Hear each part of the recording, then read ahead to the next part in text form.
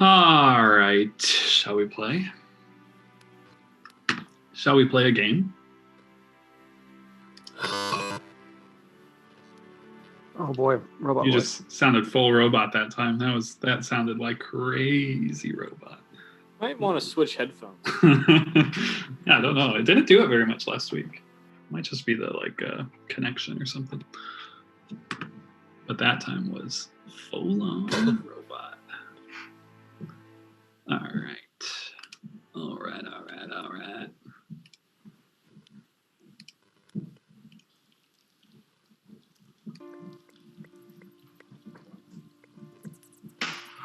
We enter on a shot of an elaborately carved stone archway,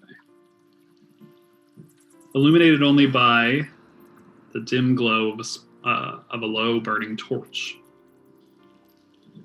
It's bare, hard to make out in this dark cavern, but as the camera slowly pans down from the massive archway and closer to the torchbearer, you see the definitive squat and sturdy form of a dwarf. He stands completely still below the arch, listening intently to his quiet surroundings. We pan around the dwarf to take in this massive cavern. The dwarf stands upon a stone bridge-like structure about 12 feet across nearest the arch. It spans back a few hundred feet in the direction of the cave's mouth, which is a huge 60-foot wide opening looking out into the starry night sky. To either side of the stone bridge is a drop of unknown depths into complete darkness below.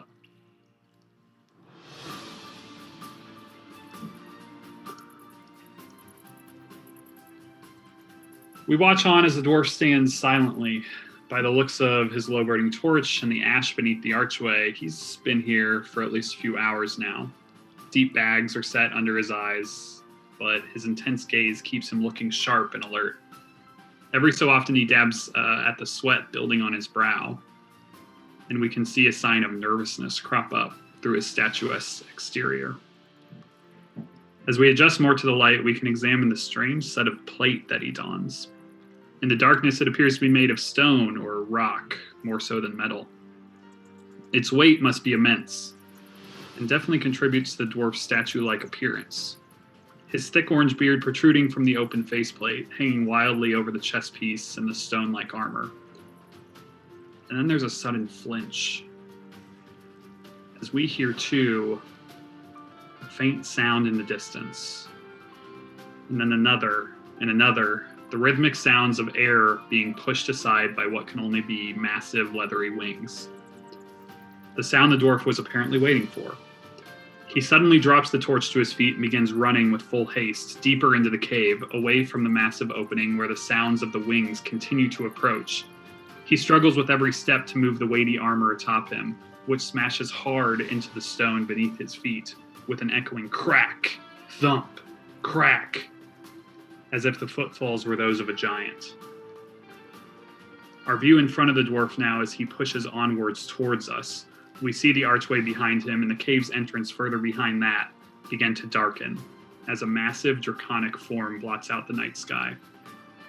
A throaty roar fills the cavern, and from the darkness explodes a fountain of hellfire, illuminating the massive rocky chamber in golden light, and we see the gargantuan dragon who emitted the blast begin bearing down towards the still running dwarf with all haste, its red scales like amber shards glowing in the firelight. The dwarf, finding some extra encouragement, likely fear of being burnt to a crisp, increases his pace until reaching the point in which the bridge structure he's upon comes to an abrupt end. A massive hole of utter darkness meets the dwarf, who comes to a stop at the ledge, looks back over his shoulder at the charging red dragon, closes his eyes tightly, and leaps into the dark tunnel, descending ever rapidly from our view. Seconds later, the ancient red dragon rushes over the ledge into the dark tunnel, giving chase to the falling dwarf. We see only darkness. And then loud smashing, like two boulders impacting at high speed, a flash of orange flame accompanying another fearsome draconic roar, followed by what sounds like a trebuchet or catapult possibly even ballista, shifting metal and creaking wood in the screams of deep, throaty, dwarven calls. And then the camera slowly creeps backwards, out of the darkness of the hole, and back outward toward the cavern's entrance. All the while, the terrifying screams and echoes of the monstrous red dragon and heavy metal latching and groans of wood continue from deep within the hole, now well out of view. We creep outward still, beyond the beautiful stone archway now framed perfectly as it was in the starting shot. Then the scene changes. Though not to a new location, just a new time.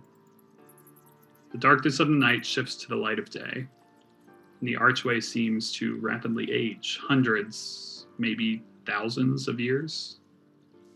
Its cracks and crumbling wear more apparent now, and dust gathers amongst the harsh runic lettering. And we pan back further to find a party of adventurers standing atop the same bridge-like structure, though it has fallen into disrepair since the previous scene. You all stand, breathing heavily after a victorious encounter with the corrupted chimera, its corpse curled amongst the craggy nest from whence it came. A massive beast larger than most of its kind, but in this large cavern, it almost seems small now. As Emil, the half labyrinth elf, half spider ranger, carefully moves towards the chimera, unable to hide his grin at the accomplishment you've just achieved, we see Isabel gazing off in the southern direction, towards the now ancient archway, squinting in the dim light, parsing out the ancient draconic markings. All dare pass shall join the audience of Ember and Ash. And that, my friends,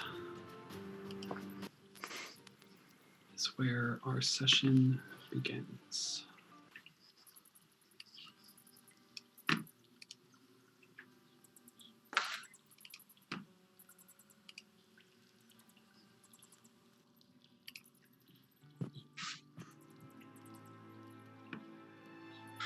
What do you do? Before Isabel says anything about the runes, she's gonna go up and slap some of that gauze with the green paste on his burns. I didn't even do it to myself this time, Isabel. Congratulations. We're all making little improvements. Thank you. Can you repeat what the Draconic said again? All dare pass shall join the audience of Ember and Ash. Can Anna got it lose right. can Anna lose the frightened? Yeah. Simple. No Just longer for, frightened now that it is dead. Just for personal reasons. Yeah. Thanks. Appreciate it. Mm-hmm. I don't remember what the blue or the orange dots are. One was Emboldening Bond, Ah, but I think between Duvall and Clavius. that is definitely I true. think the other was like the fate thing that Steven does. Oh, Fortune's favor, probably. Fortune's that hours? favor. Say that again, think Nick. Is that 8 hours or? No, I it's think it's not. an hour. It's an hour, I believe. So keep that on. Yeah, you still have that. That's just a re-roll, basically. Yep. And then Emboldening Bond, I don't know how long that lasts, but It's an hour. oh, boom. Easy So math. you guys can keep that if you stay within 30. Dvalin will kind of go up to Steven. I'm not sure if it was moving too quick, but didn't seem to be able to hit it. I feel like this belongs in your hands better than mine, maybe. I think I'm gonna stick to lugging some axes, but I do appreciate the offer. Haven't embarrassed myself like that in front of an audience in quite some time. He'll take back his crossbow. Toss it over the edge. Doesn't really know what to do about it.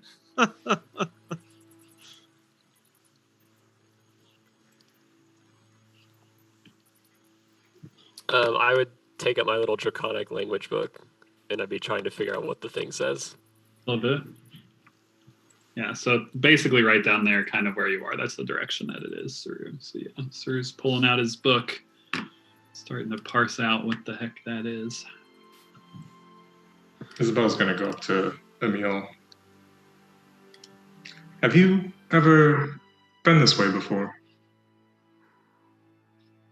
I have not been in this cave, no. I knew that this was lair just because I had seen it. But no, I did not. Have not been in.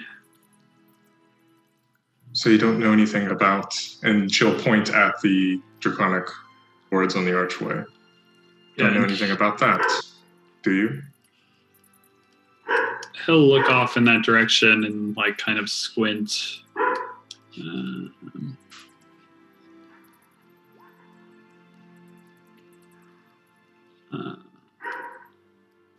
It looks quite old, but no, I can't.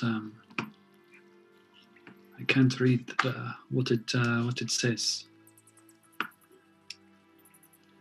says, all their pass shall join the audience of Ember and Ash. Does it mean anything to you? He like looks on for a moment, looking at it as you kind of translate. What is the language that it is written in? It's draconic.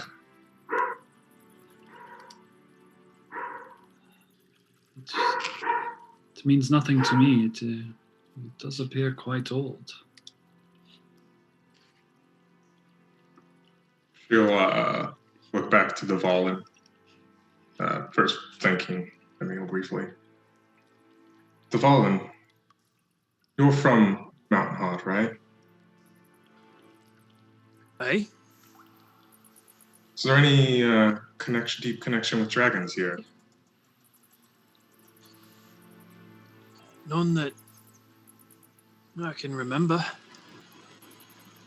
So you're not keen on any draconic phrases or the like? No, not personally. At least when I look at those runes, I can't rightly make them out. Sure, repeat the phrase to him.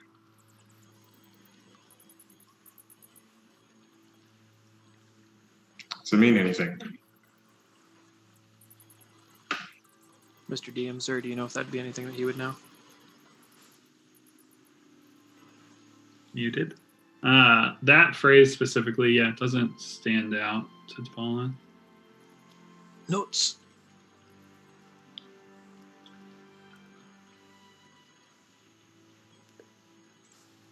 Do you see Saru up there looking at stuff?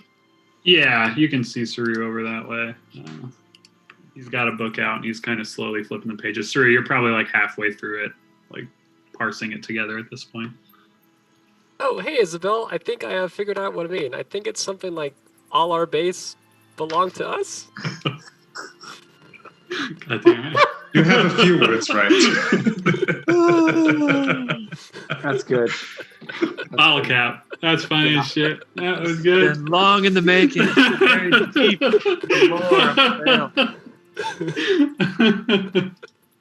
It could be one translation. Nailed it. That's... God. Use Google Translate for that? Well, I just held my phone up to it. Oh, man. All their paths join audience of Ember and Ash. That's what it says. Oh, yeah, I mean, basically what I said. Not to be irreverent, but that's all I can hear now.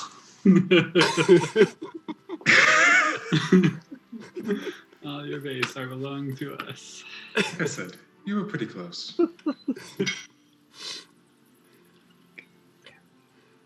So, is that what language is that then? Oh, I mean, never mind. It's Sonic. But Yeah. I kind of forgot you could speak Draconic. I forgot that you were speaking to you earlier, or I would have just asked you.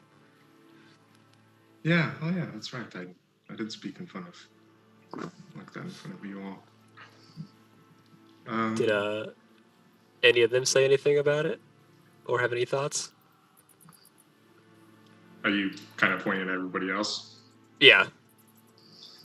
The few I asked didn't know. But I'm not exactly sure who among us is experts on dragons. Yeah, I don't know if anybody is anymore. Hand shoots up.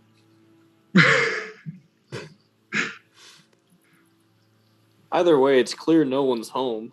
They would have heard the massive fight that broke out just a minute ago.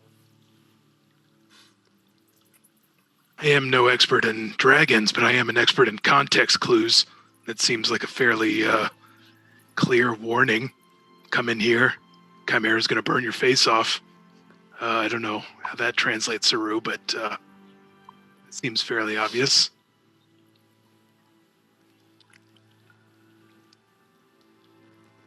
It seems Now- like, though, the warning is for what's on the other side of the door. I would think. Do you think the Chimera has access? Is that how we get past it? If we want to get past it, even. I don't really want to get past it. Yeah, so you would, so it's basically just like this tall archway that goes, like, basically the structure that you're standing on, this kind of like a bridge-like structure, if you will, just kind of continues on for a while, and you can see in the distance it kind of starts to descend. So there's no like physical doorway, it's just this large archway. So the bridge basically just continues in that direction.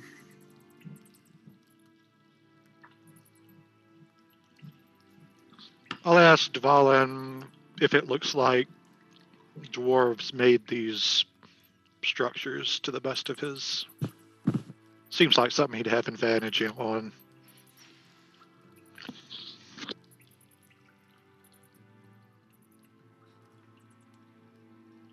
You did. You could roll it with advantage. I believe what that is called racial profiling. It's true. It's really true. Canceled. Let me. Species profiling. Yeah. That's a word. What kind of toddle? Roll a history check, and we'll call it stone cunning. Bit. Stone cunning? Stone cutting? I don't know. It's one of those. I think one thing calls it one thing calls it another. Stone cutting. It's really hoping we get that investigation.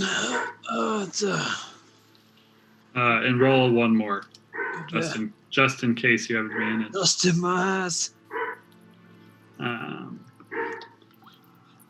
Yeah, so from the area that you're in specifically, there are a few things that catch your eye. The stairs and things of that nature, like that are kind of around this area and like built in, look super fucking old, but they do remind you of like the craftsmanship is taken with care. But the archway absolutely does not look dwarven. And there's a lot of, nothing else that stands out particularly as dwarven to you, other than like those stairs are really well made, even for how like old and decrepit they may be now. They kind of stand out in this space.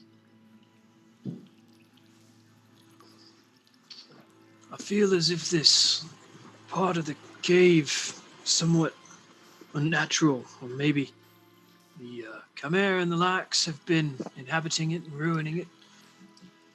Seems like once it was orderly and well put together as something you might have seen from my people, but now it's just kind of ruinous. fallen into forgotten memories.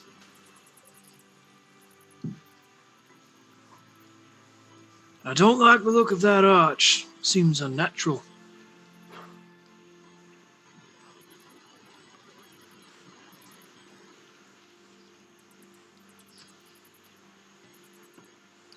Do we leave it then? It's clearly a warning of some sort from presumably a dragon. Either poke around and see if there's anything that can be found, or take the warning. I can poke around without anyone having to go in if we want.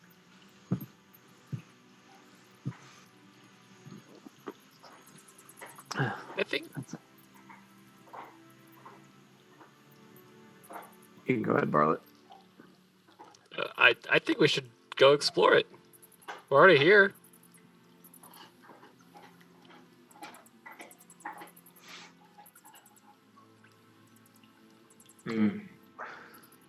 What are we looking for otherwise? A way into the Dwarven ruins, right? Of Mountain Hut? There might be a way in there. Could be. Like with all the twisting and turning we did to get here, would any of us be able to surmise if this is the right way? Just the right Can we general ask, can we ask direction? Emil? When you guys would have exited the cave, like, and kind of how Emil was talking, you would at least know that, like, you're closer to Mountain Heart now than where you were. He said to get here, if you weren't going through the caves, like, if you guys were able to, like, climb better, that he would have taken you on a route that you would have been able to, like, visually see the city. He mentioned that, like, going over some of these places, you would have been able to, like, kind of have an overlook onto the city, but he didn't really, like, you know, like, so if you're asking specifically, like, he would say, I mean, this is, like, it'd be a bit more travel to get to the overlook, and the overlook is, like, looking over across kind of the valley down upon the city. So, like, going this direction wouldn't necessarily bring you closer. But he's, you know, yeah, he doesn't, you also know that he is not super aware of the Undercity, as, like, the conversation that you guys have had last time, and, like, how sprawling it may or may not be. Dvalin has kind of talked about how sprawling the Undercity is to you guys before.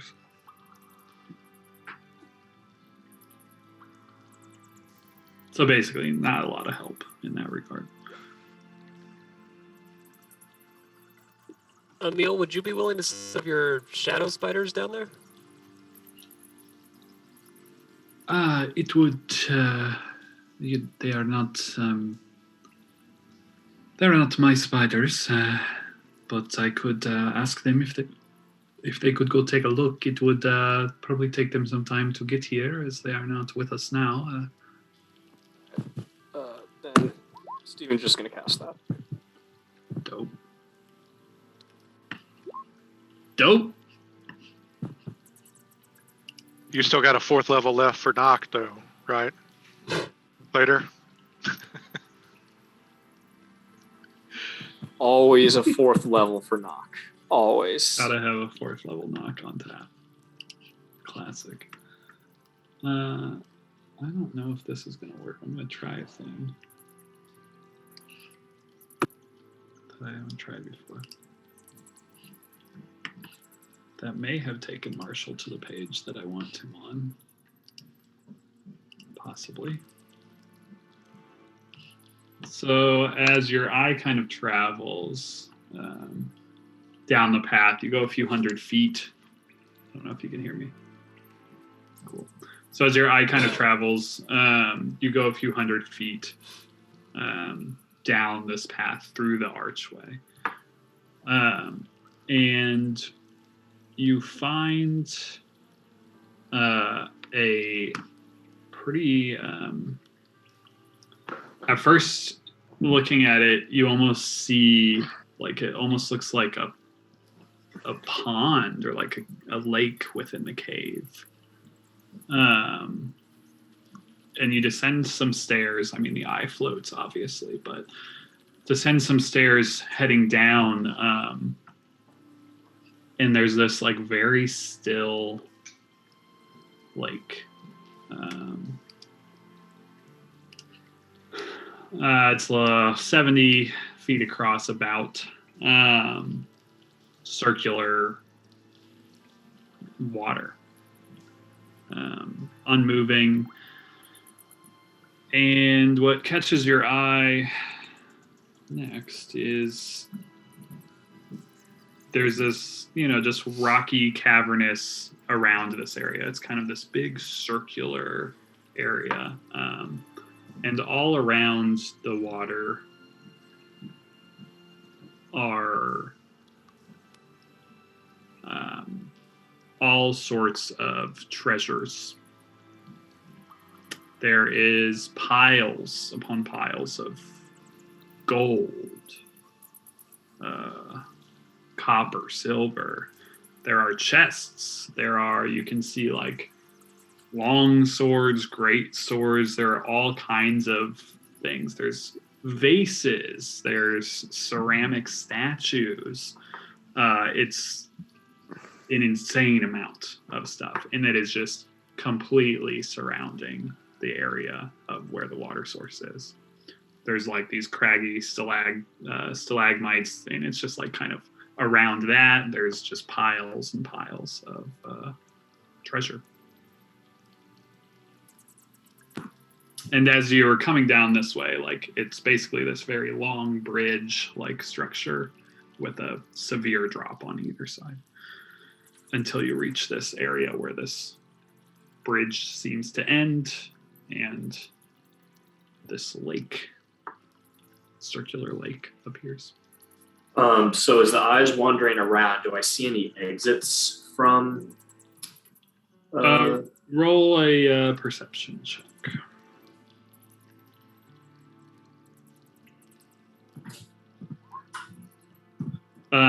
As you're kind of moving around and like looking at this area, yeah, you don't see any signs of like any exits, any tunnels, any entrances that you can see. I want to send it into the lake. Like down into the lake. Yeah. So yeah, I mean, it passes into the water. And what's your intent? How far down you want to go? I want to see how deep it is. If it sounded like it was pretty clear. Yeah, it's fairly clear. Yeah, so I just wanted to see if there was stuff down in this area as well, or how deep this body of water is. Beautiful. So as it starts heading down, you note that it is basically the same width. First you get like 100 or so feet down, and it's just like, it just keeps that width going down. And then another 100 feet pass, and it's just like this carved stone sides. You kind of have to get closer to the sides as it starts getting like dark. You have dark vision out to 30 feet within here, but it's still, seeing the edges of these like just like naturally carved like walls. You said naturally carved? Yeah, it seems naturally carved. They're not smooth. They're just like rough. Like this huge like hole has been like bore out, of this. And you go down another 100 feet, and then another 100 feet, and then another 100 feet. Do you just want to keep going? I mean, gosh. You're definitely over 500 feet deep. Yeah, that's just. And it's, I mean, otherwise for you, like the eye, even like looking up, looking down, like it's just complete darkness surrounding you after you're getting that deep. Like you can't see, there's barely any light coming from within the cave at this point from above. So it's just like very disorienting, even for you being within this, like, arcane vessel. Yeah, sure. I'm just, and at this point, I'm moving it as fast as I can down. Yeah. So, okay, just in case, Yeah, I mean, you have there's plenty of time on the spell. Oh, I know that. I'm just thinking it for everyone else. Sure. I'm not wanting to go down this dead end, but I don't know. Yeah, I'll send it down, as I did with the last time with Arcane Eye, I will have passed on what I've seen as well. So it's not like Steven's in the trance and they're all waiting for him to get out of it. Like, he will have been narrating what he's seen. So if other people want to be chiming in on like, yeah, like, let's go poke around, or like, oh no, we just found the dragon's hoard and now we know and we can come back to it at any time, like, that's fine too. Yeah, so while Steven's kind of told you all this, and then he tells you that he's sent the eye downward and is currently like traversing this really deep lake of some kind. What is everyone else doing? Are you guys waiting for him to finish, or are you guys doing anything else? He can basically speak and interact while doing this.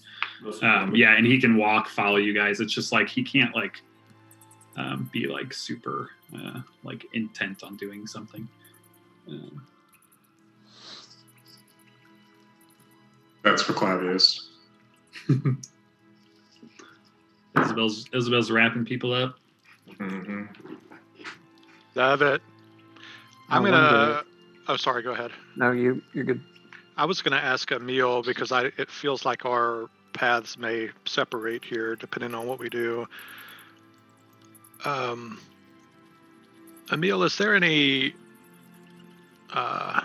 interaction between the Feywild plane and the Celestial plane? Like, do the gods on the Celestial plane affect action if they're around on the Feywild, or is it completely set apart? It is the Feywild plays by different rules than this plane and any other. There are the influence of God somewhat, but in the Feywild, the Archfey tend to hold more sway. The Feywild produces its own power sources, similarly to like what would be the Hells or the Abyss. The gods hold much less power there than some of the beings that are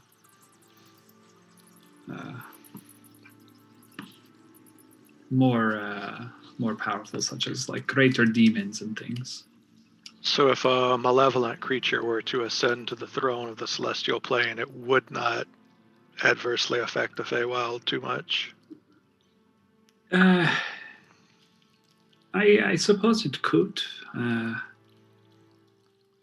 not a very religious man in that matter, but I suppose it could affect the Feywild, as it could affect any other plane. But I don't think it would affect it quite as much as, say, the material plane. Or. And if this news were brought somehow to the Feywild, and it was deemed by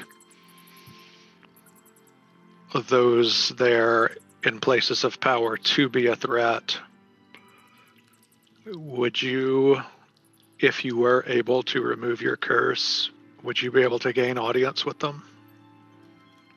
Myself gain audience.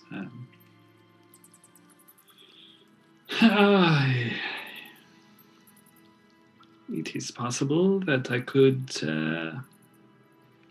gain audience with a member of the possibly the Summer Court. But I think I've told you before, I'm more of a an outsider, a loner. But then again, if I have, important news or tidings of what's been going on in this plane, as well as what has happened to me being stuck here, it may be possible to gain audience. Clavius will nod to him and say, I too am a bit of an outsider, but sometimes even those of us that are outsiders can, for a certain moment at least, be a tool to gather help. And I'll just kind of file that away that maybe there might be something there.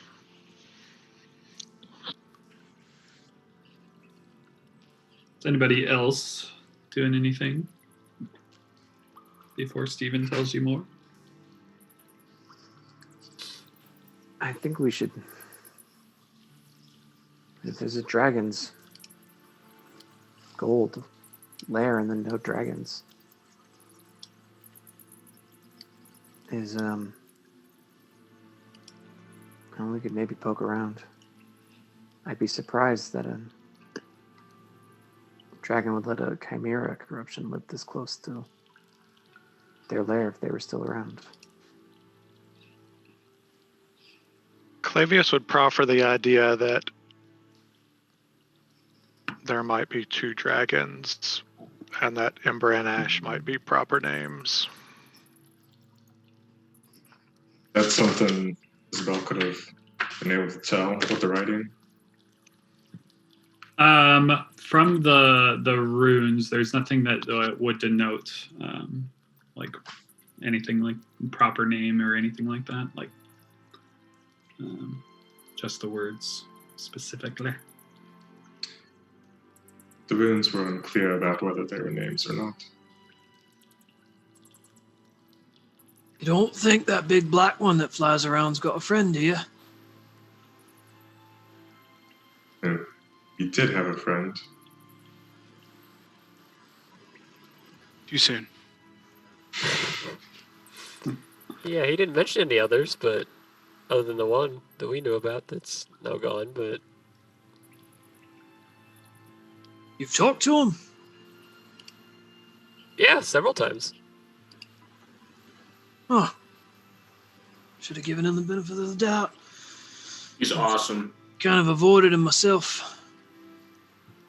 I mean, he kind of only talked to us because he had a reason to and wanted us to do some stuff for him. So I don't necessarily know he's just like the chatty type, but Yeah, and there was nothing wrong with that, Saru. not saying there was. I'm just saying he might not have talked to Dwalin even if he had flagged him down. I don't know, it gets pretty lonely up here. Anybody to talk to is better than yourself. That's why I'm with you lot. Oh, just for social company? Yeah. Steven, after about 5 minutes of descent,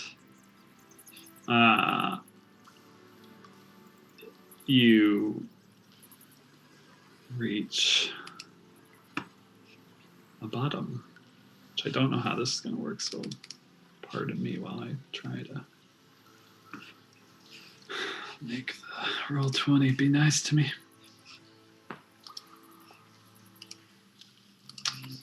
See what happens. Pop. I assume you see nothing right now. Nice. Correct. I think I need your token.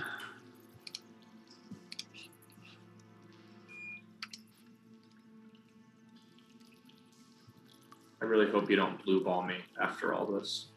Do you have a token now? Can you Yes, see? I do. So you kind of hit the bottom, which is stone.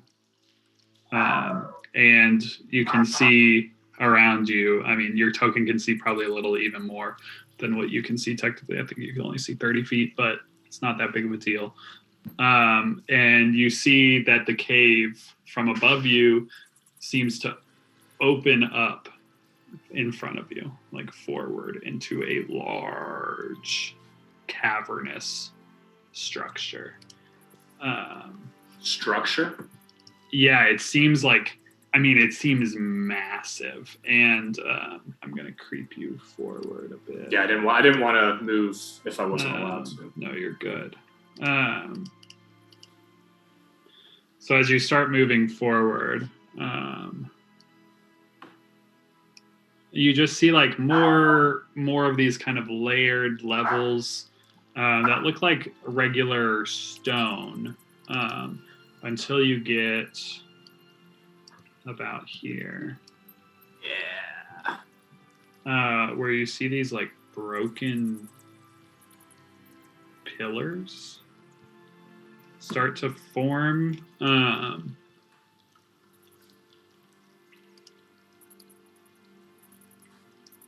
And then further still, more of these like pillars. Is the camera rock here, by the way? No, the camera rock is not. I should have brought it, but RIP. Until you come to what seems to be like a multi-level, like carved structure. What's that thingy on top of it? Make a perception check.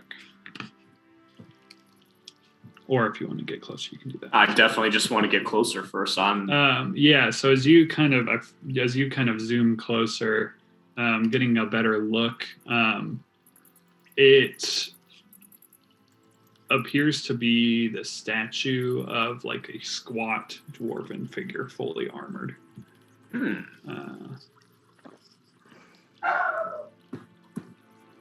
That's cool. And it looks like it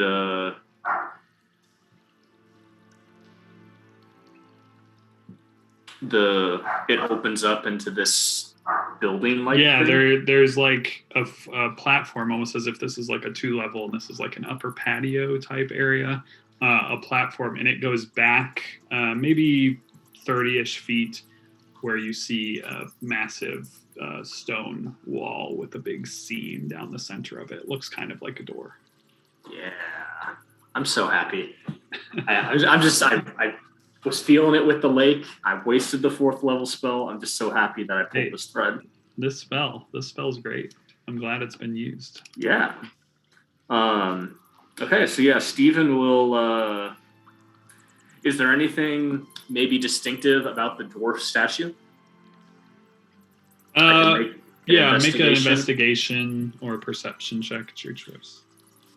I don't know, maybe just like identifying marks or wearing a crown, or I don't know. Just Steven doesn't know dwarves, but he wonders if there's something that he could like describe to Dvalin that might be like, oh, that's interesting, Yeah, absolutely. So looking over it, like with a little more like a closer eye, really kind of getting in there, and like looking around it.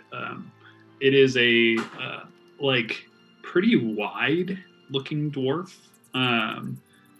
And like getting a look at like where its face is, it's like stone carved face, and it's actually, it seems like it's the armor that's making it look as wide as it is.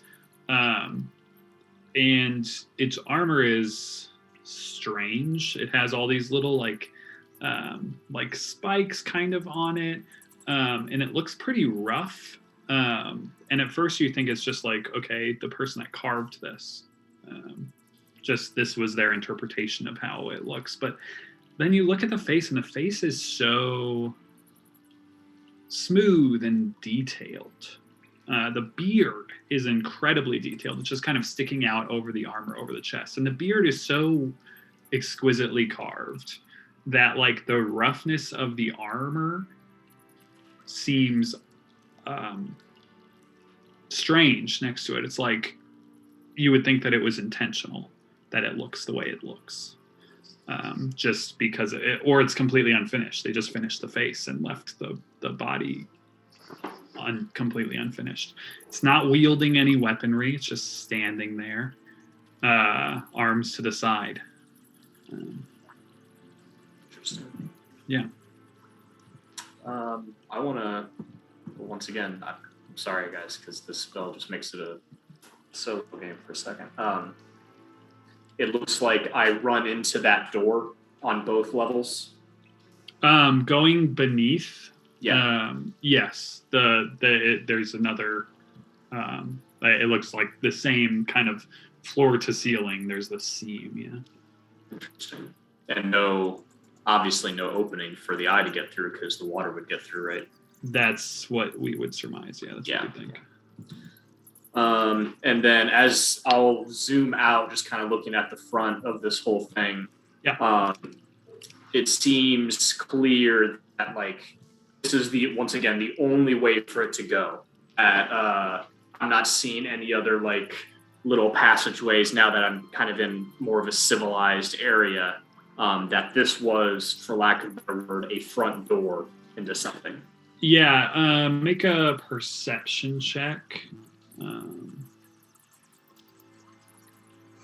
As far as like you're looking around and that like the path that you took and like looking at the walls, like this definitely felt like it was the area that was like shepherding you towards something, like, you know, the sidewalk before a door, like, and you look around and you see all these different levels of cragginess and stuff. And, but yeah, you don't see any like entrances other than like, it very much seems like if there's a front door to whatever this is it.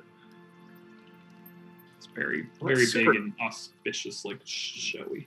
Well, this is super cool. We have no way of getting down there, of course, because I didn't take shape water, but that's super cool. And Stephen will tell, especially Fallen, that you know, about the statue and the face, and you know, he's kind of just wondering aloud if this is maybe an extension of the inner city, you know, that from a long time ago. I don't know. Can I do a history check just to see if like Steven's description of like the dwarf like marks any stories particularly about like Elfric, like the first dwarf of Mountain Heart that she learned about? Yeah, absolutely. Erethic, excuse me. And Dvalin, you can make a check as well.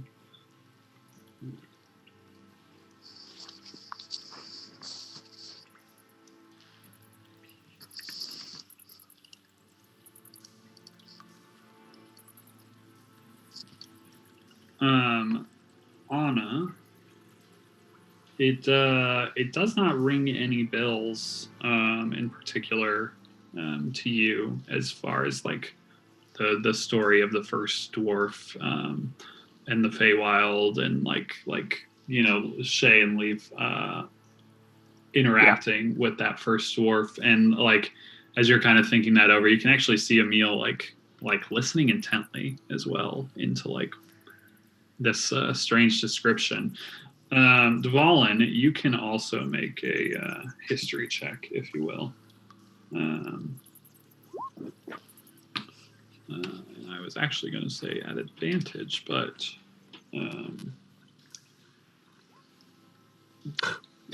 wow. There you go. Rolling those crits. With your knowledge of Mountain Heart, there are a few things that stick out to you about some of the things that Stephen is saying that he's seeing. One in particular is the like rough armor on this dwarf, and it has you thinking of like a story of dwarven legend, especially one of Mountain Heart, dwarven legend, And you're kind of sitting there listening to this and like looking around the room and like you're putting some puzzle pieces together. The dragon, the draconic writing, and the scene that the audience saw before this all began. A story of Aegon Drake, a dwarf of legend. That can't be. Uh, He was a master smith from That's the ages one. ago. and the fabled tale that is kind of lovingly known to dwarves as the fall of Drakesbane the Bold comes to mind. And we're going to take an early break because I really got to go to the bathroom and fill my beer.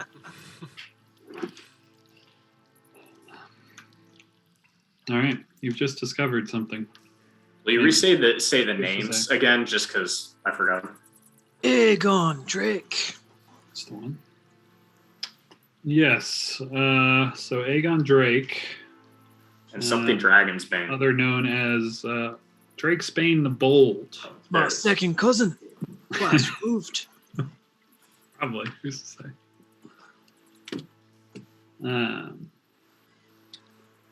Yeah, Dvalin knows a bit about the tale, in which we all saw a bit of as the session introed.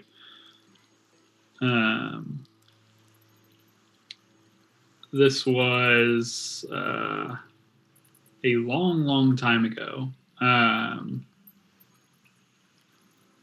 This dwarf crafted a set of armor made of stone and used it as part of his great plan to capture a dragon for the dwarves of Mountain Heart to be used using fire breath within the forges of Mountain Heart. And the fall of Drakesbane the Bold is a kind of like this legend that's always like told through the years of this dwarven smith who crafted this elaborate trap to catch this this dragon. And as Dvalin is kind of like hearing what you're saying and like looking around and like, okay, there's a dragon's horde. There's this statue, like, can this really be it? But a snag is this shaft completely filled with water. That's something that doesn't align with his vision. Doesn't quite align with the vision we all saw in the beginning either. As we saw this dwarven suited up in all this stone, this dwarven fellow leap off of the ledge into a circular cavern into darkness, falling for quite a long time. But what you have found is a circular cavern filled with water, apparently.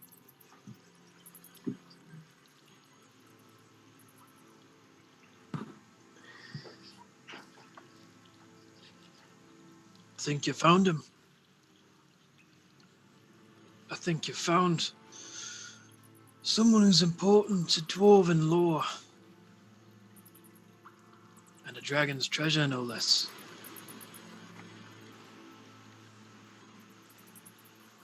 Yeah, that's super cool. Now, how do we get to it? Have you got any spells that take away water? No. Sadly. Maybe if you tried wiggling your fingers in the right manner and muttering some of that mumbly bumbly. Remove water, classic spell, wizard spell. Can't be more than second level. If I didn't have Arcane Eye, I would flavor accidentally like zap you with like shock, like that. But I don't want to draw. I don't want to do it, and then Michael's like, "And you dropped Arcane Eye." Like, and no. RKI is gone. I sneak up behind Dwalin and like tickle the back of his ear and yell mumbly bumbly. He's gonna. You're lucky he doesn't Michael, have play the that drop. Play the drop. Oh man, too late. So good. Gotta be quicker on my fingers. Yeah. Just gonna hover my mouse over it, just in case. Yeah, I don't have a way to get through the water. What if it's like the water at the lake tower, where it just kind of, doesn't get you wet?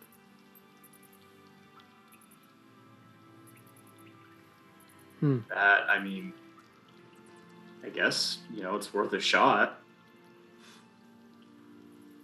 Can you see any signs of a way to drain it with that eye of yours?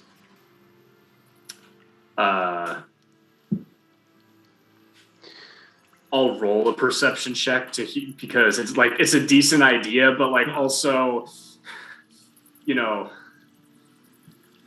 doesn't realize the stance. I know Nick does. So this was not a passive aggressive dig. I want to make sure that's very clear. I know it's a passive aggressive dig at Dvalin and his intelligence. His intelligence is fine. It's his wisdom that's shit. Yeah. As far as you can tell, no large plug in the middle of the floor. Used to have one in the bath. My mom gave me. Yeah. What about a lever? Because some of them aren't plugs; they're just little levers you flip up. Is there a big pulley on the wall somewhere?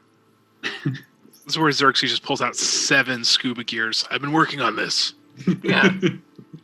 Dwalin, do you have a teacup? We get started. You got a bucket? And to be clear, you all are still just in the area that I have you on the map. Yeah, I don't think we've gone into said room yet, right? Yeah. we've been- I mean, if we're talking about it, kinda waiting. Anna would be fine to start walking that way. Doesn't Yeah. seem like they just got everything, and there's only one way to find out if we can go through this water. Totally on board. Agree. Yeah. Cool. So we'll start walking that way. Let me bunch ya.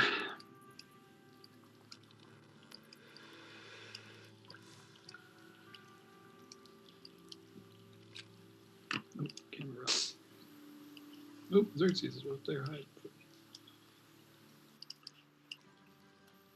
God, what a weird gaggle of people I'm grabbing. Another drop. Come on. Damn it. Doing a weird thing. Character sheets. Plump.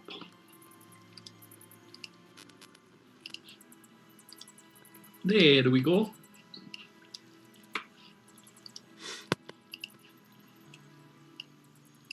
As you all pass through the archway, you then walk down a very long hall, bridge-like structure, down some stairs, and see what was previously described. A large, 60 to 70 foot across circular shaft that appears filled with water, very still water, and all around the outside of this area, not pictured on the map, is just massive amounts of treasure, a hoard, if you will. It's good. That's very good. Very good. Gotta have a bard in your party, guys. For that. Does anyone have any reason for me to keep Arcane Eye on? Honestly, I think so. Good. Nah. All right. Steven is going to drop Arcane Eye and start casting detect magic as a Beautiful. ritual. All right. Anything you all do for the 10 minutes that Stephen is ritually casting? Let me know. Now's the time. Are there any like book-like stuff? Basically, something that doesn't look like it's bejeweled or whatnot. Anything that seems out of place that we can see in terms of the quote-unquote treasure that's around us. Roll a perception check if you're just looking.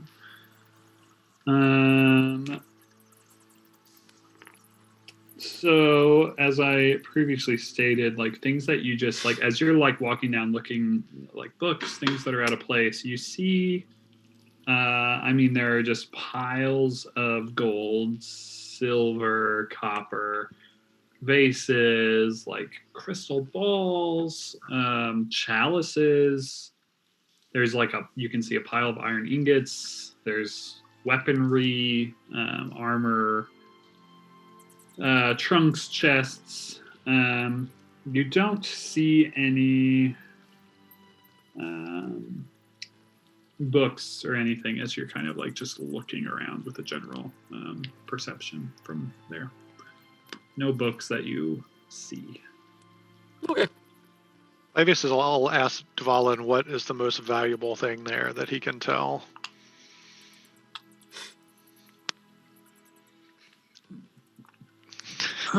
Big face. Once again, racial profiling. Depends on who you're asking. A merchant who's willing to give me gold in exchange for the item that I slide across the desk.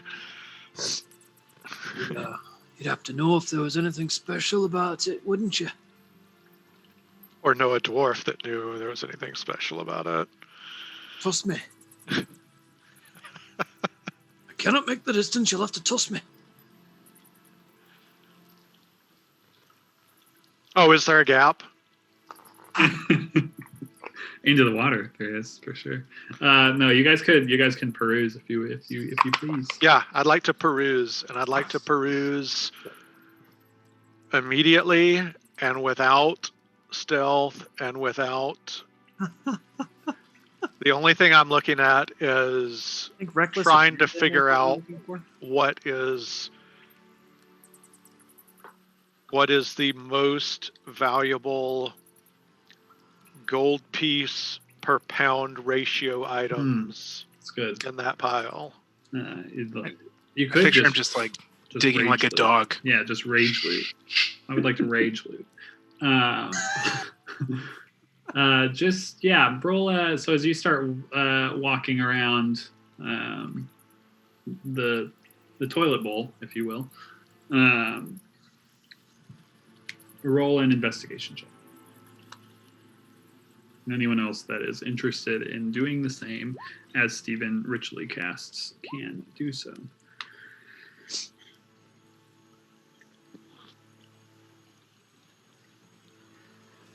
Solid. Cersei's got anything? Roll. You chill. Nate, You chill. Sorry. Saru? Yeah, I'm just chilling. He's just chilling. Saru, doing anything? You just I'll mess with the water in a minute. beautiful. Good to know. Beautiful. All right. So Clavius. Well, let's start with the lower people first. Anna and Isabel, you guys kind of get a little ways in, and you guys maybe are taking a little more stock of things as you're going through. I'm going to read some things, but it's not. Don't worry about writing these down. I'll get them to you if I need to. There is a pile of ingots that appear to be like iron. There are probably around 12 copper chalices, just kind of like piled in one area, silver filigree. There are a number of crystal balls, a number of marble vases. There's a large trunk that is kind of like sprawled open, and there looks to be fine silks with like robes, gowns, nobleware. You see some rusted great swords, some long swords, wooden shields, and other weaponry. That's kind of like what you guys are like kind of taking in, kind of sifting through this main pile that you guys kind of get to. Valen, you kind of pass that pile and you're kind of on to some other things that are a little more interesting to you. There's all these intact ceramic busts of dwarves.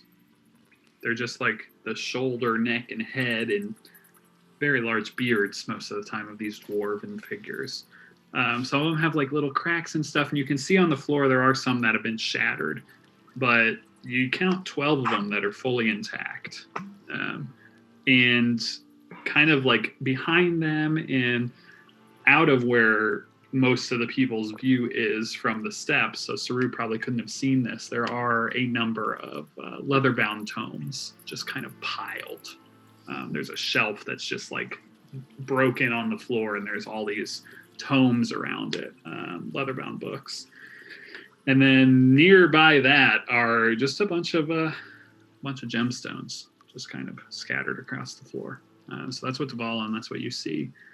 Clavius, you kind of take in a lot that is there, but the main thing that you're drawn to,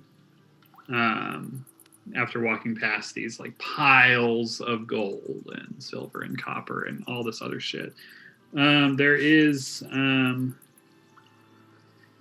this like gleaming circlet that you see just amongst one of the piles,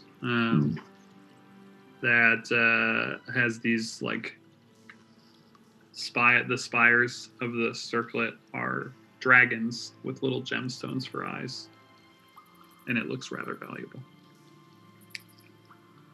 That's what you're kind of drawn to amongst the piles. I'm gonna pick it up and put it right.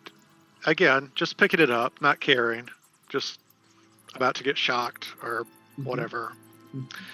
I'm gonna hold it right in Steven's line of sight to make sure that he's detecting magic right at this thing amongst all the other things. It's got a dragon on it, so I know it catches his gaze. Perfect. Hopefully it won't distract him too much from the rest of the business at hand. And we'll get And to he'll that do in a that second. until the 10 minutes is up. But he's looking to fund his tattoo right now. This is his tattoo money. Mhm. He's got his one eye on Colt and one eye on the gold. So So Saru, what are you doing? Flipping a coin into the pool. And you see it start to float down, and eventually out of view. I will bend down and put a finger in the water. And much to your chagrin, Saru, your furry finger Damn it. is wet. But imagine, if you will, if this was magic water and you jumped into it and then you just fell to your fucking death like 1,500 feet. Shit. Oh, that would be horrible. were you one of the people the water didn't touch last time? No.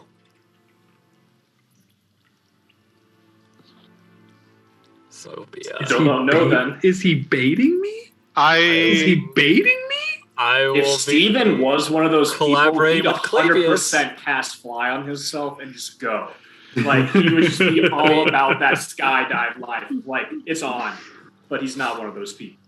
Clavius goes down by Saru and looks at him and fills his water skin with the magic water Who's to say? and then tucks it away before he can slap it out of his hand.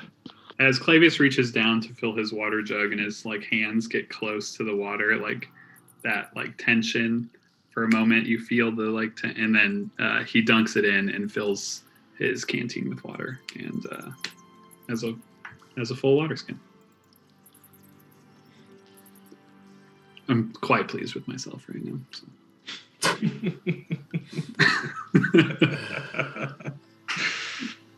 And holding the amulet over dry land, just in case something happens. Still holding the circlet.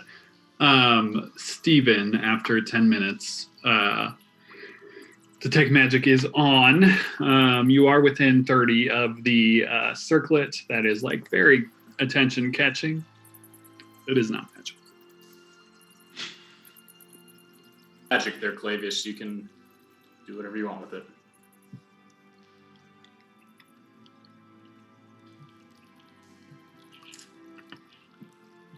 Can't hear you, Will.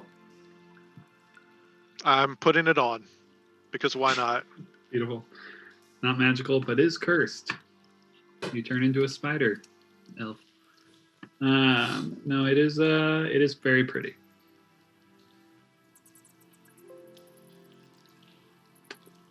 Am I picking up anything from anywhere? Yeah, so Steven will kind of start walking, I assume, around and starting to see if he can pick up any signs of magic amongst these piles and piles of treasure. And you do get a couple blips of magic.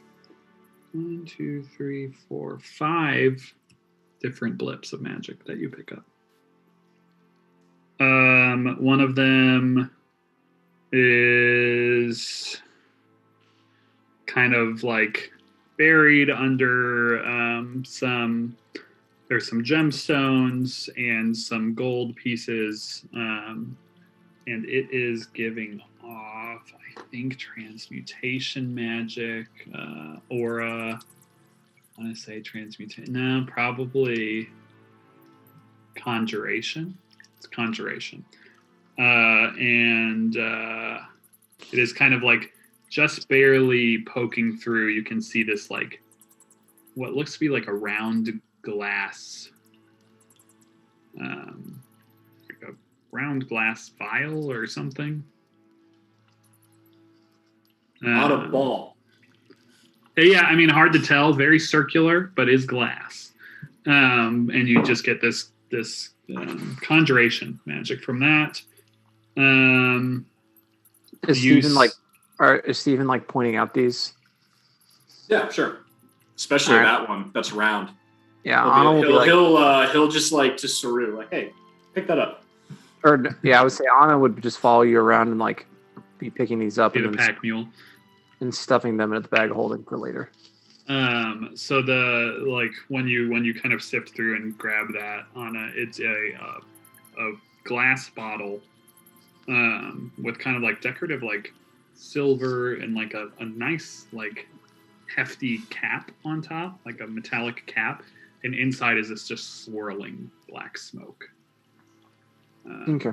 Inside this like basically potion vial as far as what it looks like. To you, the next thing, you see a few like rusted swords and stuff, and at first you're like kind of trying to focus in on this.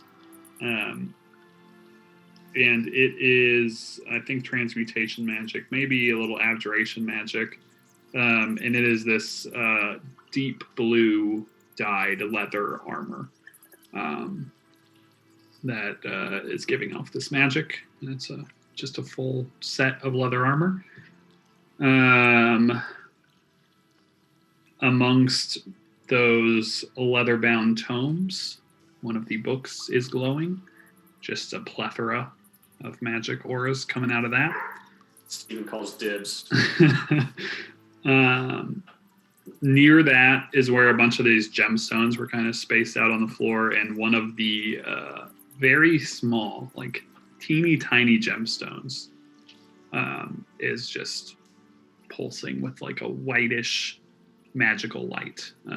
Hard to tell what exactly the school is. It's not a specific school.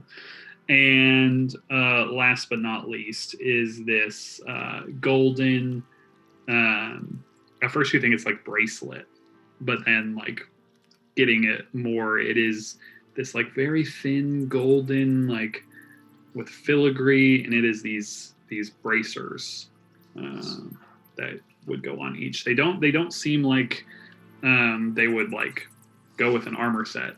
It's more like Romanesque, like decorative, if you will. Like doesn't look like it would block very much as far as that goes. But these golden bracers. So that is it. Some bracers, a gemstone, a book, some blue armor, and a bottle filled with black smoke. That is all you get as you kind of make the circle of this place as far as magic goes.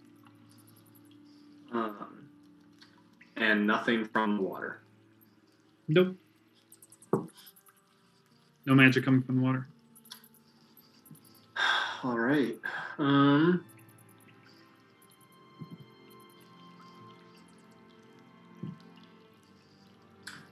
Well, is there anything else we want to do? I have no means of getting us through the water.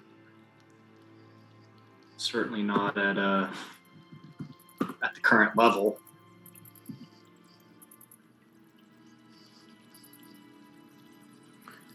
How far deep was it? It was deep. Like Stephen probably guessed like 1,000 feet. Yeah, probably over. Yeah, deep. Stephen does want to glance amongst the tomes. Any of them look like spell books? Looking at the tomes, just kind of like glancing through a couple of them, none of them do. And you would also know that spellbooks would give off magical auras. Oh, duh. So maybe Do the any one I of them- had. Mm-hmm. Do any of them look like they have maps of Mountain Heart? Yeah, you can look through them. There's upwards of like in the 20s, I think, of tomes. So it'll take some time. Pass. He would say that out loud, hoping somebody else would look So, through them sorry. if they were so interested. Looking through the books. See if there's anything interesting. Isabel, so you just wishing Borseal was here. That's all I'm hearing. Isabel starts. kind of We flipping through the wouldn't be books. able to get him out of here. What's So everybody when, else want to do? when Clavius went to fill his water sack, you said that he felt the surface tension of the water, as in the water was normal water, or as in like. I was just okay. being an asshole. I was gonna say, I think Michael DM was playing with his food Okay. a little bit. I was just making sure. So I was like, maybe he just needs to do it slower, and Nope, this time with feeling. I'm just a bad person. That's So- Once more. So, Michael, how much? Let's get down to business here. How much Uh-huh. does gold weigh? How much did you say gold weighs? gold weighs a lot. There's a calculator online. Actually. I mean, I think we're already close to capacity on the bag of holding, if I remember right. No, we emptied a lot of it. We did? I have room in the haversack for Mhm. 114 pounds of gold minus however much 1277 gold weighs. Okay. Well, actually, Ken, just for the sake of this, we emptied it when we went back to the hollow to spend some, right? That's what you're thinking of, Connor? Yeah. Did we reconcile the bag? Because like Steven spent some, but he's not been carrying around 2,000 gold pieces. Like he'd just be dragging all over the place. No one gave me gold back other Gotcha. than I have my gold and I have Arthur's share of the gold in here.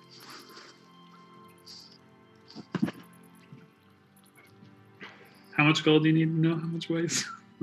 I can tell you. 1277, and then how much 114 pounds would be? 1277 is 25 pounds of gold. Okay. Oh, for love. So I've got room for 89 pounds of gold if we fill all of the pouches perfectly. Is there 89 pounds of gold there? Yeah, definitely. Did we open any of the chests?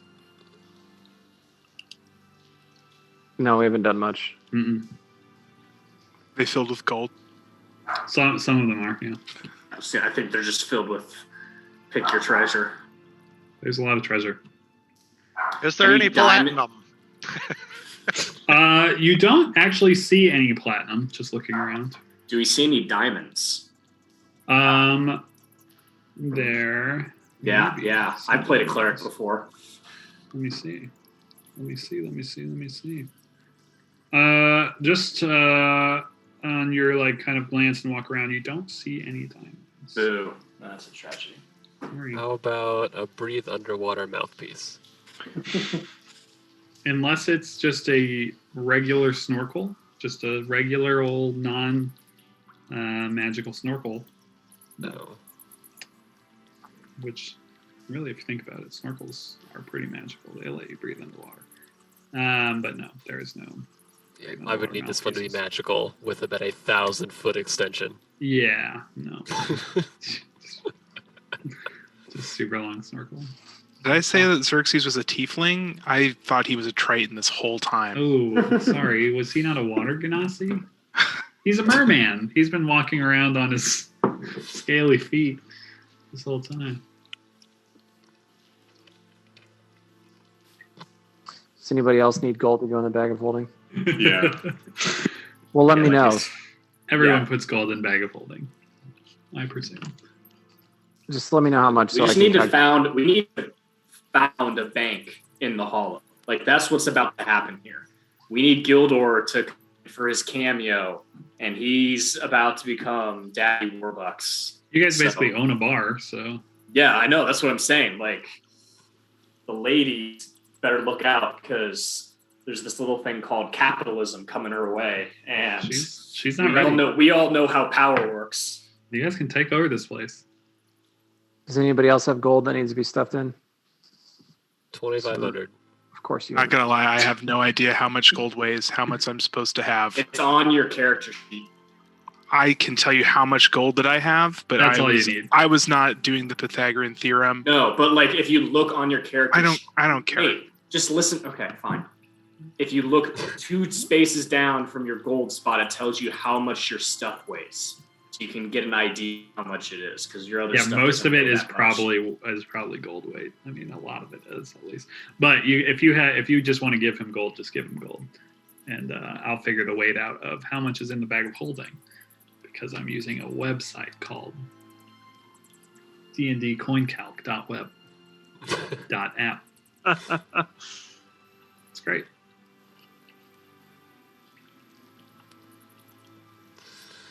All right, give me any gold, mate. To be fair, if you're not heavily encumbered, Yeah, don't worry about it. If you're not heavily You're good. encumbered.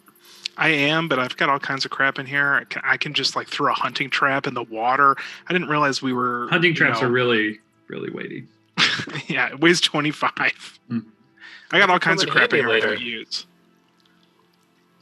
Yeah, that's why freaking Clavis is over there like dragging his feet when he walks. yeah, I mean, I'm about to have a conversation with Clavius of, are your 55 pounds of chainmail going down? Are we leaving that here?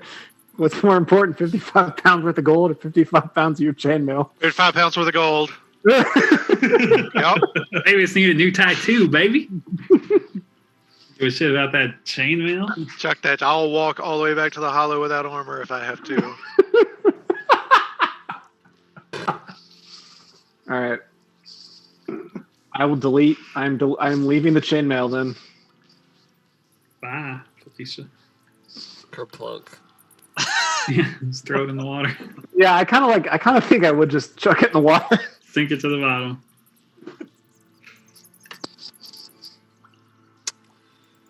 I mean, I guess I actually literally have to do that. So I guess he just chucks the hunting trap and the traveler's clothes into the water. Not the clothes. Yep, they're gone. I don't even know. Xerxes is naked.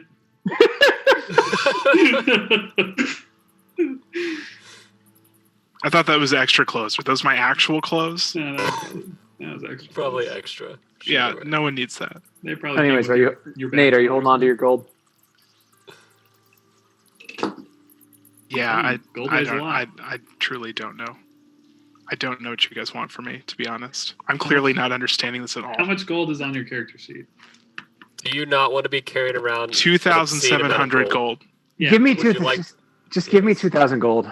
That's Yeah. fine. Take 2,000 It's gold off your character sheet. Deposit Put it in the 2,000 bag. gold into the In the bag, bag of of holding. holding. I That's now what it's see for. what you guys are saying. That's what it's for. I now understand. Yes. This entire time, I thought you were trying to figure out like how much I could carry. I don't know. We don't know. I don't know. All right. 2,000 goes into the bag of holding. Boom. 2,000 from the X Factor. Bag of holding. Guess we go back. Okay. Wow. We have to go back. You want me to mark this place on your map? Yes, please. Please. Yeah. How much is left if we had to guess? What do you mean? Like we just put a bunch of gold into a couple of Yeah. magical pouches. Like All right, Michael, I'm sure there's there's- room in the bag. There's basically 1,400 gold pieces in the bag of holding right now. 14,000. 14,000? Okay. 14,000. 280 pounds. Okay, so with our other stuff that we have in here, some healer's kits, bedroll, 280, so 300. The black sphere is 5 pounds. I would think we could comfortably take another 100 pounds of gold in the bag.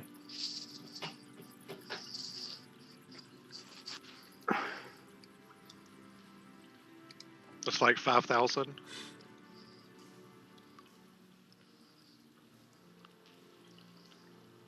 Can you reverse it? Is that how it works? Reverse engineered?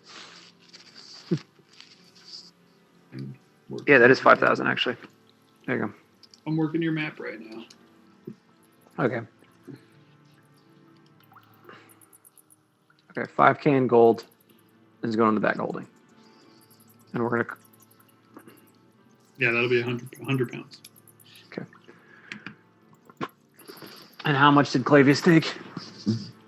I took 89 pounds, So there's which is right around 44.50 or something like that. and then I've got the magic items in here because I didn't fill us up all the way on weight. Cool. And are we good? Does anybody else want to do anything? Stephen will look to Isabel and like any ideas on how to get through the water, but seeing that Croft hasn't said anything, I don't think she does. No. Isabel will step in the water just to test everyone's thoughts about it being magic, strange water, like the lake. Get a wet boot. Okay. Wet boot.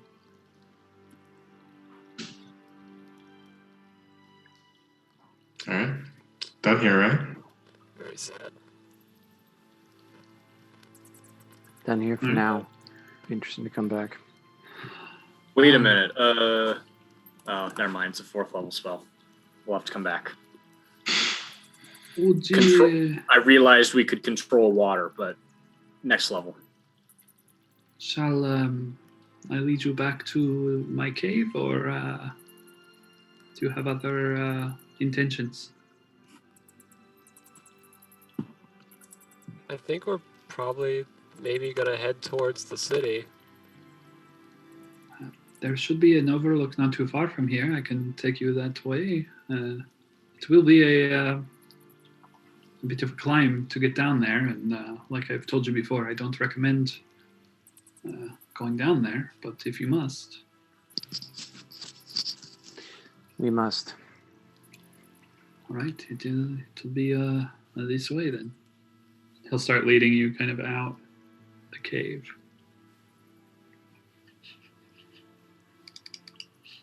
Back down the really long bridge and out, which we'll show you now is on the map.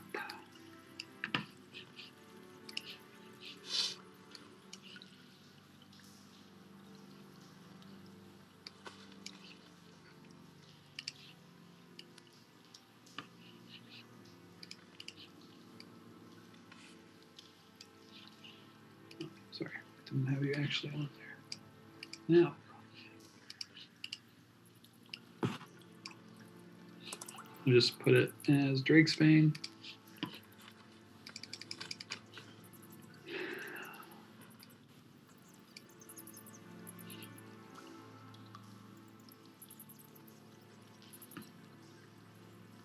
And he will start leading you kind of along like a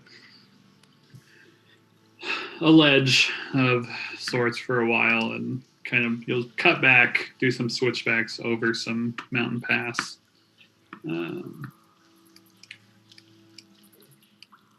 After a little ways, Clavius, as of note, taking a hardy slug out of your water skin, you immediately are greeted with salt water.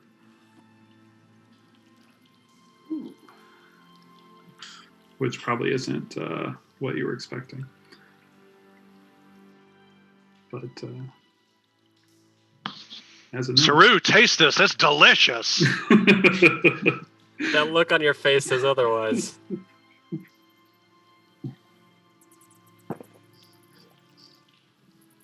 Just something that I thought might interest you. Yeah.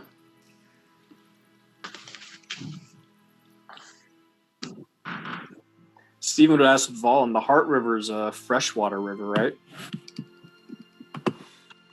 Does anybody have a drop of acid? Cool. I could blow the whole mountain up.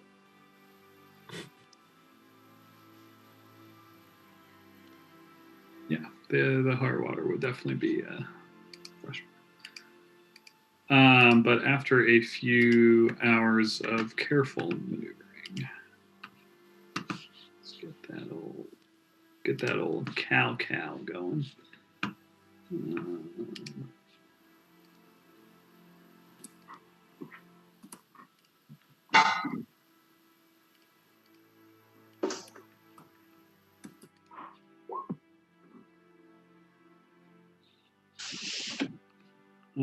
You get close to an area where he tells you that kind of within the next few miles you'll be able to see the city. And it's at that moment, or nearly that moment, that each of you gets this odd feeling. All of you probably experienced it one time or another, but something about this is strange. It's like you don't necessarily know this now, but it comes over all of you. And you all have this like feeling. Dvalin, it's a familiar feeling. You've felt this before, probably most recently, of being watched. There's this like ever-present needing to like look over your shoulder, this like strange paranoia. You like out the side of your eye, you almost like if you feel the wind or you see some like rocks kind of scatter somewhere across the valley or whatever it is, like kind of jumpy. You have this feeling like you're being watched. Valen, this is normal for you. And the feeling that you have is, oh, we must be close. We must be close to the city. Because every time I get close to the city, I feel like this. But there's something weird about this feeling. And you all just kind of get it, a little chill going down your spine. Just feels like somebody's watching you. And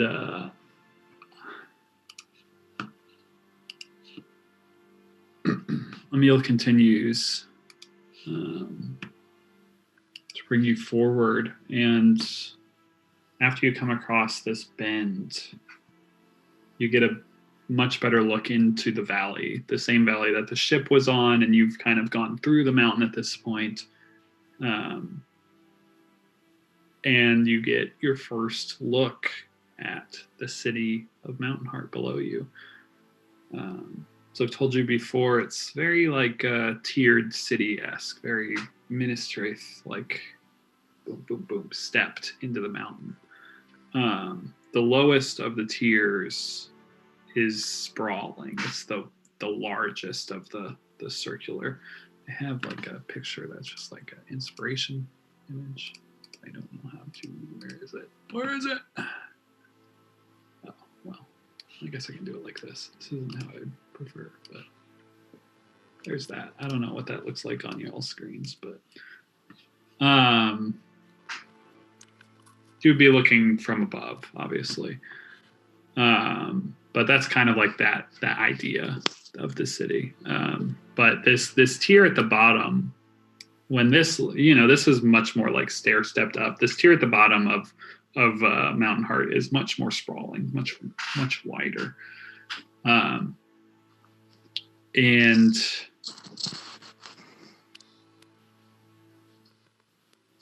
it takes a minute, but you can pretty quickly from this high up even see the masses of itty teeny tiny figures moving through the streets.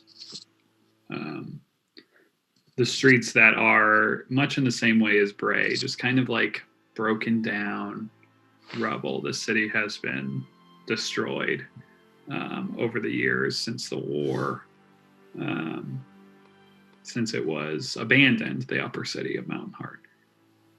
But you see just figures slowly moving through the streets.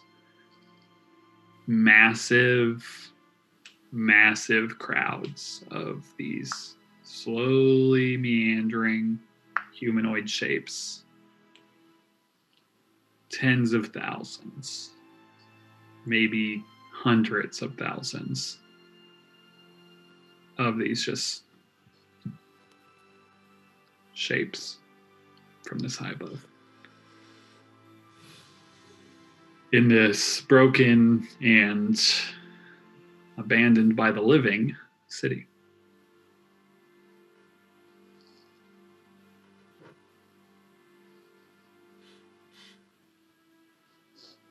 So, what exactly is the plan here?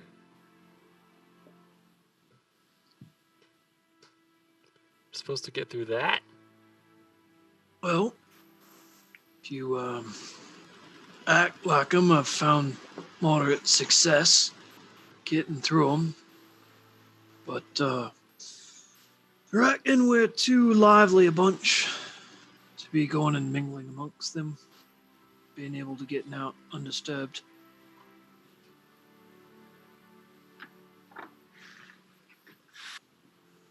But now you've seen it for yourself.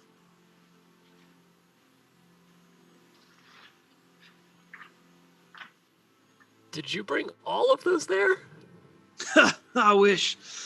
No, I probably brought, several hundred, maybe 1,000 if I did good. I haven't been doing it very long.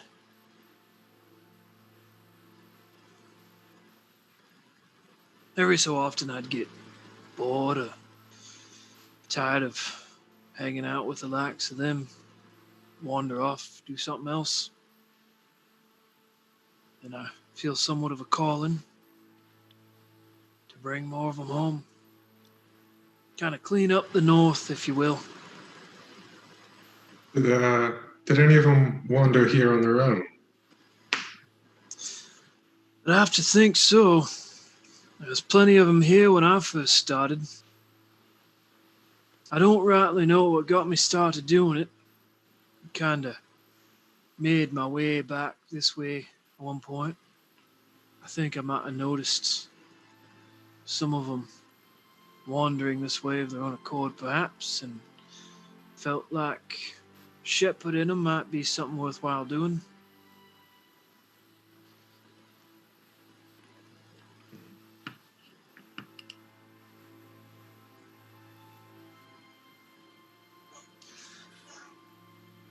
I sure hope there's more of them like me.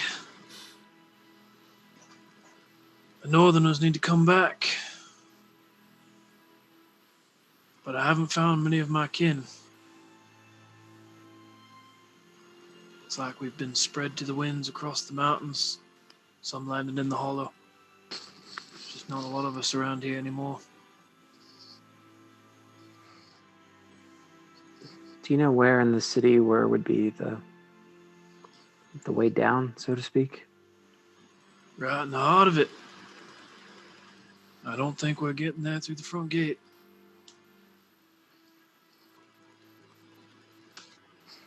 Do you know any alternatives?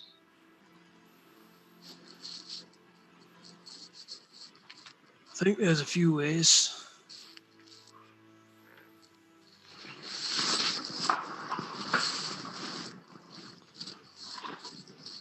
A little bit of Deus Ex Machina might help. Looks at DM. Yeah, I mean, as far as the ways to the lower city, you know, is the massive elevator that is in the heart of the city. But other than that, within the city, you're not sure. The lower city of Mountain Heart was incredibly secure for that reason, that it had that entrance. You know that there are definitely other ways into the city, but most of them secret.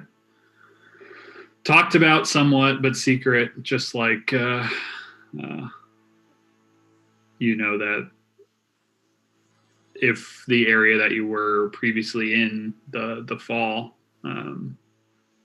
that was supposedly dug out from Mountain Heart, but how you're supposed to traverse that much water, apparently salt water at that, is you're pretty unsure about. But While we're just kind of standing looking,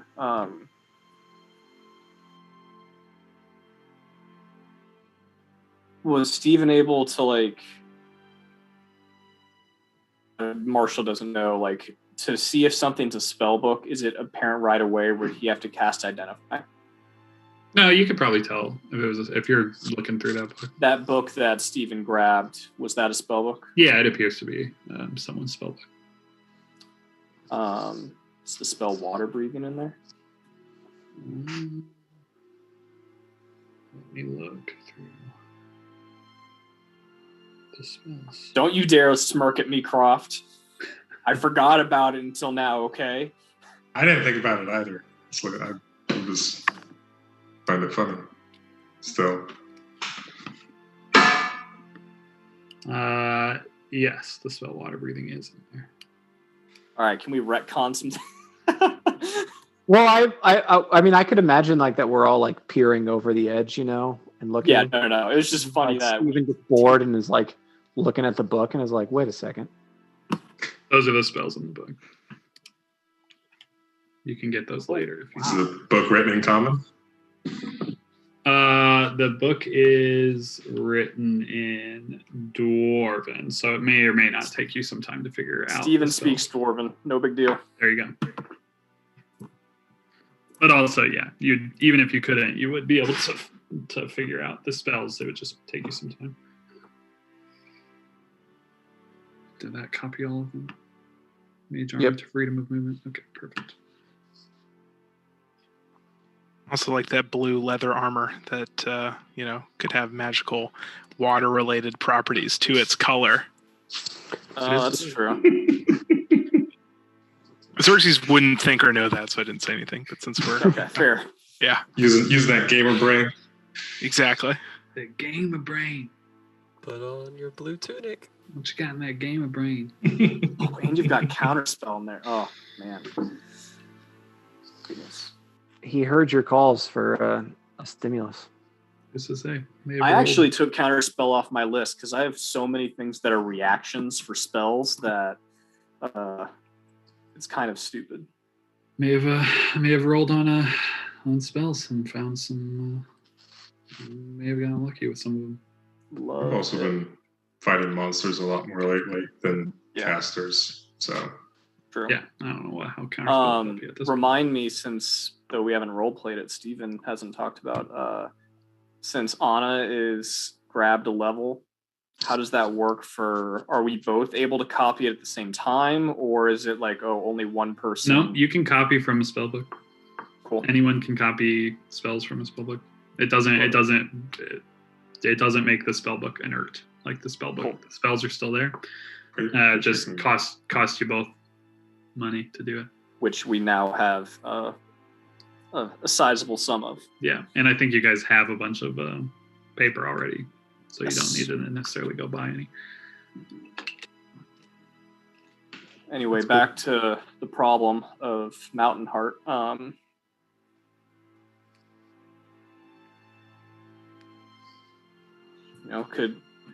Now that Steven's looking through this, we could cast water breathing, but then that lends itself to the problem of getting the door open once we're at that little structure, and what happens then, You have another dandy spell for that? What'd you say? So don't you have another dandy spell for that? Well, I'm more thinking about the ripple effect, pun not really intended, but no other word for it, of where all that water goes. Yeah. But the door was at the bottom. I thought you kind of burst through. So tunnel, Wait. vertical tunnel, flattens out, and then I meet the structure, and there were stone doors at the structure for both.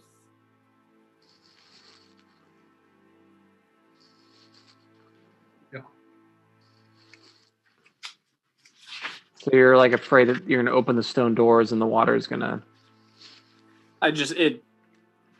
Water breathing is only good for 24 hours. So that's a ton. What's that? Only good. Yeah. Well, my point was that, that's a ton of water. We don't know what's behind the doors, and I'm fine to try it. Just, I was talking out loud. I can also, Isabel can prepare a spell that can help us ascend water quickly if we need to. It's beautiful, Michael. Thanks. Perfectly to scale, too. Nailed it.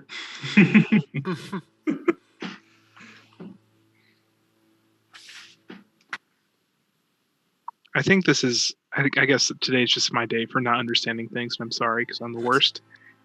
Can someone remind me? Get out of here! Yeah. Okay. Goodbye.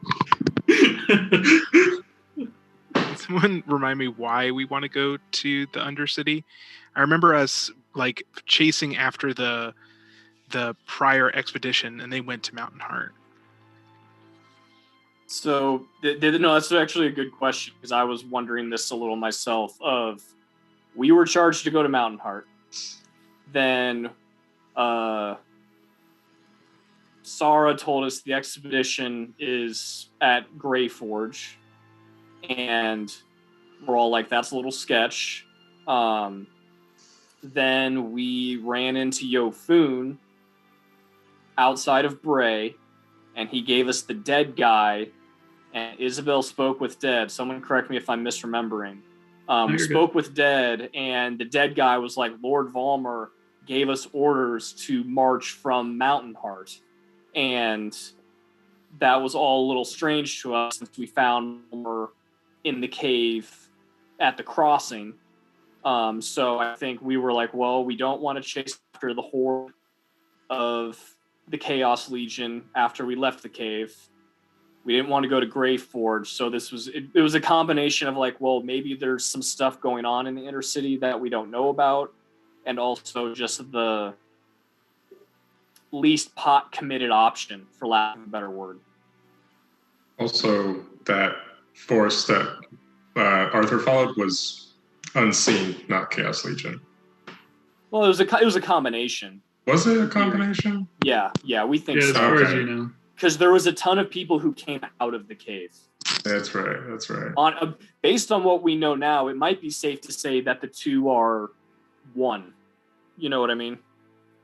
I mean, yeah, there's definitely an alliance, but as far as them sharing ranks is another thing. Sure. Yeah, you I came guess- you came this way to look into the airship. Yeah, that. That was kind of what drew you to the valley, and then beyond that is kind of, I think, what you're figuring out. Like, if you Because I want recall us being like, we want to follow the footsteps of them. We hear they're in Grey Forge, but let's at least, people keep telling us that there's all these dead people hanging out in Mountain Heart, but we want to confirm. And it feels like we did just confirm. you know. to, I mean, I'm down to clown with the dead Preston, people. you have the I'm just trying to figure. I was like, wait, why do we want to go to the Undercity again? No, it's a good question because, like, I don't think, and maybe, I don't know if Vaughn would know or if anything, from Briarwood would have given us indication, like, nothing has been heard from Mountain Heart since the burning, correct? before. Since before. Yeah, so yeah, because they closed up shop. So I think, metagaming, I was wondering if it was a little bit of Moria situation where, like, hey, maybe they're just holed up in there, waiting for things to be better. Like, we don't know. It's very unlikely, but it's possible. It seems like that was kind of the charter's intent, was to find that out, because Mountain Heart was the heart of the Vale. It was the capital of the Vale, and that's why Lord Briar wanted to send you here to try and make contact, because they went below the mountain when the war started, and there was hope throughout the years that they were still there. And basically the hope lied on the charter to, like, figure out if they were there, if there was contact that could be made, and to try and rebuild basically the Vale, try to make first contact. But as you guys have kind of found out in your time, the Vale is a scary place right now. And who knows what's going on. So, you guys have kind of explored other things along the way, and this is your first look at the city you were charged to kind of go to. But now is kind of your time to figure out, like, I think this line of questioning is good. Like, is this where we want to go? Do we want to do this? Is this, is this worth it for us? Because, you guys have experienced a lot, and for some of you, I'm very curious. Like, I know for a fact that some of you don't intend to ever go back to Briarwood, no matter what information you find out. But others of you may. So it's just, that's for you guys to figure out. I thought when we were talking this earlier, and Anna could bring this up, that Clavius articulated it pretty well of, like, and Anna's had conversations with Isabel that are reminding her of, like, there's, like, a big mystery going on right now with the celestial realm being unguarded, and in Mountain Heart could be more information, of them holding themselves off. Maybe there's people still there, or maybe there's people who are actively working with the unseen who might have more. Either way, she's pretty curious, since they're there, to get down there, and if water breathing is an option and we can get down there. Because I was looking at the spell list. It's nice. You can pick 10 people who can breathe water. Yeah. So it's pretty doable. So we could get down there and not necessarily, completely gas ourselves, but that seems like the best option. And if there's no other way, I mean, On doesn't really want to go for the Dvalin plan of just act like a zombie and wander through. Not that that's Dvalin's plan either, but she would be down to go and poke around that area just to see if they could get in and see. I mean, yeah, we're aware that the Chaos Legion is running some sort of operation at Mount Heart because we did capture that one guy and got him to talk, and he said he was from Mountain Heart, or he had come from Mountain Heart. Well, I don't it know. was the dead guy. Oh yeah. No, there was the guy we captured when That's we true. The unseen. You're right. You're right. Came to try and capture Stephen and I. Yep. You're Well, right. I don't know if Steven would have put this together, but I'll metagame a little bit. Based on Dvalin's background, we might. It would not stun me if there was some like Lord Volmer Chaos Legion turned one of those husks into that guy. You know what I mean? Just from a different. You see what I'm saying? Of like just from a different, from just their power from a different plane. Okay, this guy is soldier activated, so to speak. Did he say something about being like only 2 years old? There was a massive being time like reborn with what that guy was saying, and I don't remember the specifics. Yeah, and it's hard to know if like that just means like that was the day he joined the Chaos Legion. Anna was like poking around when she was talking to Dvalin because she's sort of like is theorizing on the same point of like maybe Dvalin was once a husk and now he's not, but there's not enough information. There's like she doesn't have anything other than like a crack brain theory. One of her other crack brain theories was that we jumped through a time portal. So she's not like, doesn't want to make decisions on those based on information. I still think it's that because there's lost implications. Yeah, these are my favorite conversations to just sit and listen to. Yeah, well, I mean, so we still could have, but after the meeting with the halflings and still not understanding how that all worked. Yeah. So, anyways, I just felt like Clavius's point of like in this if we can get in the city of Mountain Heart, we would be the only people who could outsiders who've done that in presumably decades. And we can either maybe gain more insight into like what they're doing, what they're mining for. Was Mountain Heart the first place they started mining for these crystals? I don't know. Yeah, that all makes sense. I didn't put all that together, so That was good. I'm glad you brought that up, Nick. And I think I was not necessarily saying against it. I was just trying to brainstorm that. Yeah, water breathing seems like a pretty low impact way of trying it. Of like getting in there. Yeah, compared to like trying to like find another way. Yeah, one that we don't even know of. I mean, if the water breathing doesn't work and Emil's like, I don't know a way in, and Dvalin's like, I don't know a way in, like, Anna could be convinced to be like, well, you saw it with your own eyes. Like, yeah, exactly. Like the charter would, if we were thinking Briarwood only, they would rather us get back and share that information than, die trying and it just be another big mystery for them. Yeah. And if there's one thing I learned from my very first D&D session, it's when you see a door, you Eldritch Blast it. Damn. Absolutely. Straight. Will, you have any thoughts? Correct me if I'm wrong, but sorry, go ahead. I was just going to ask if we get to the bottom of this water well and this next door requires magical means to open it, can you cast a spell underwater or can you not talk? That was literally the next thing I was about to ask. The way I read the spell, it makes me think I can, because it emphasizes that affected creatures also retain their normal mode of aspiration. Like it makes it's not a concentration spell, so it makes me think that I can do stuff that I would normally do. So you don't know. You don't know. You've never done this before. but as far as your understanding of the spell, water breathing is just that. You're not breathing air anymore, you're breathing water. You would think that you would be able to vocalize normally.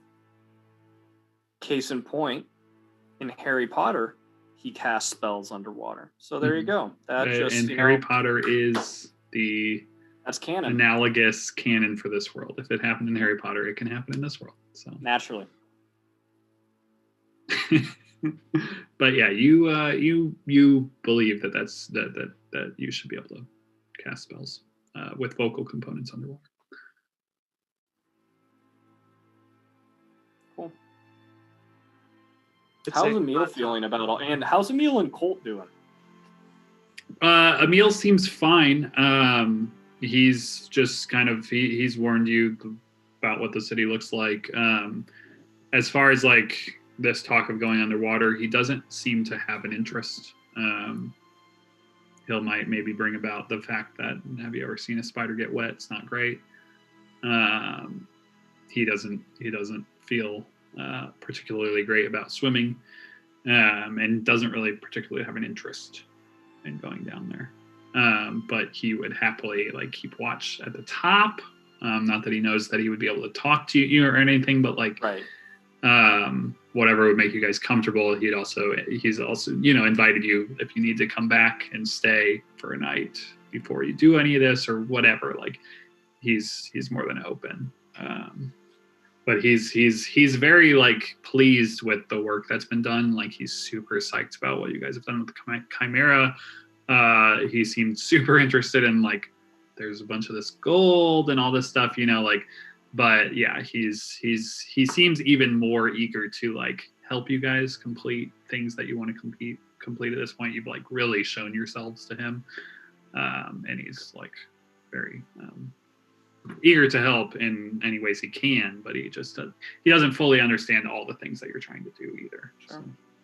Isabel, did you ever end up trying that thing? What thing? Trying to remove the curse? No, I was going to wait until Betty by time. Correct. Just in case needed the spells beforehand. To fight a chimera Yeah. or otherwise. It'd be worth just going down, checking out the door, seeing if we can open it. And if we can, we can always go back to Emil's place, take a nap, and then, come back at it having done that already. I assume Marshall's like copy the spell, right? Yeah, it's gonna take at least a day for him to copy it and prepare it. Yeah. Just Try tomorrow. how that all works, but So we got to go back anyway. yeah, you gotta go. We're going back. You gotta camp somewhere, whether that's back at Emil's or if you want to camp somewhere in between. Do that as well. His place is only a few hours from the cave. How day is it? It's like early evening, like 6 o'clock at this point. I mean, We just want to try and make it back to the cave. yeah. So back to Emil's, Or back to the Let's go to Dragon Horde, I think. yeah, Just that's go what I straight meant by up. cave. beautiful. There's too many Uh, caves on this map, Michael. I know, it's true. I love a good cave. God, you're supposed to know what cave I'm talking about. Call it by its cave name. Xerxes, don't forget to read. Don't you worry. I've got it on the list. Speaking of reading, was there any interesting books in that pile of books Isabel looked through? So from what you were looking through, you didn't see any maps or anything. There actually weren't like too many like pictures. They were all pretty dry texts. Dwarven, all of them. And Well, then Isabel can't read them, so she's just kind Isabel of can't read them. looking at them, just like, oh, Yeah, just leather-bound dwarven books. dwarven text.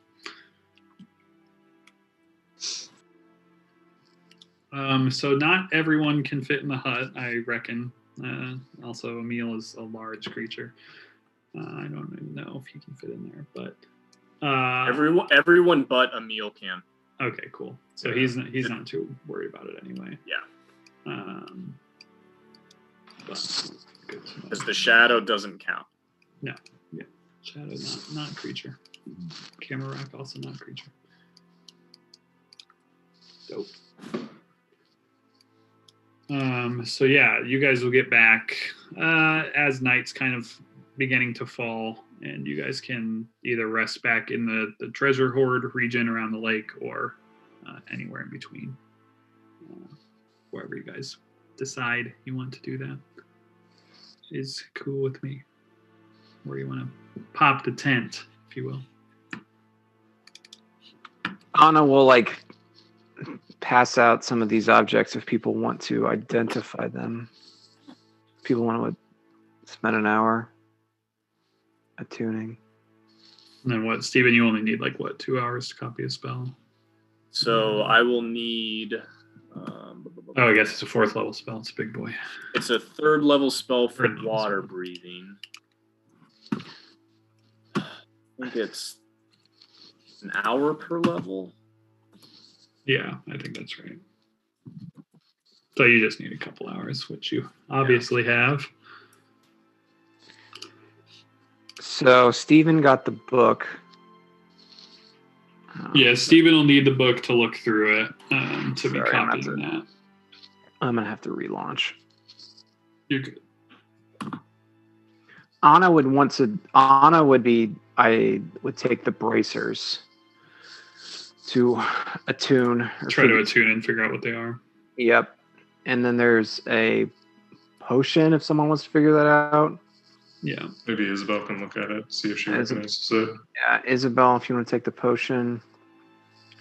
There's a Armor set armor. and a gem. If anybody wants to look at leather armor.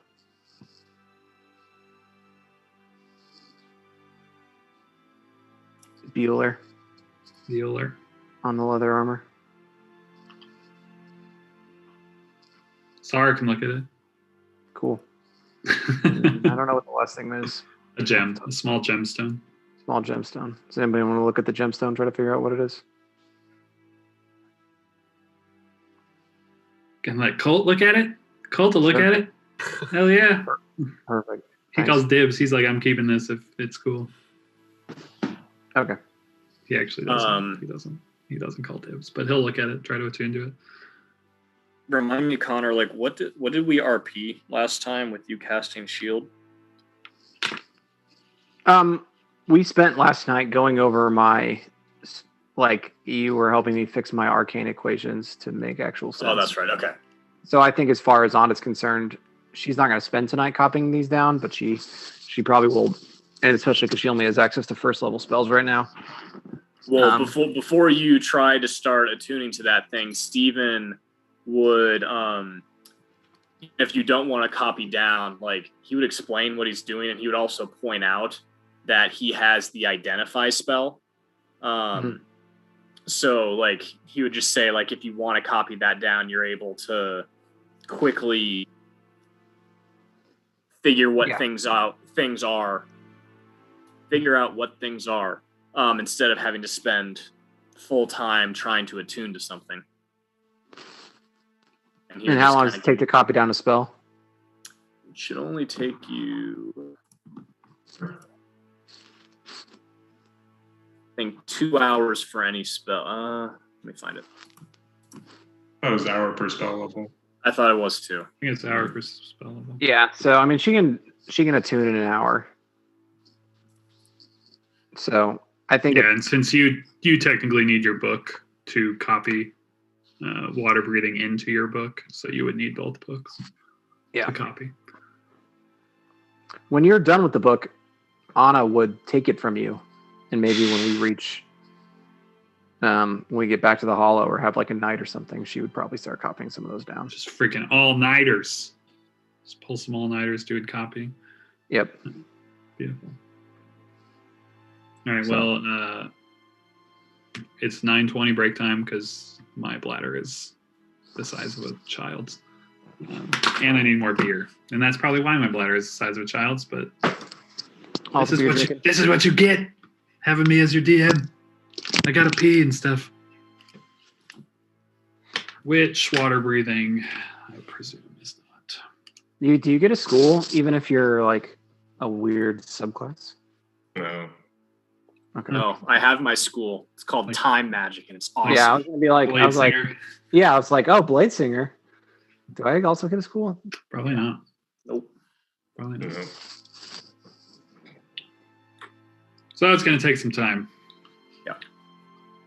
But in that time, you guys can identify a few things. Real quick, I'm just going to Mhm. use some gold from the cave. Some old cave gold. Yeah.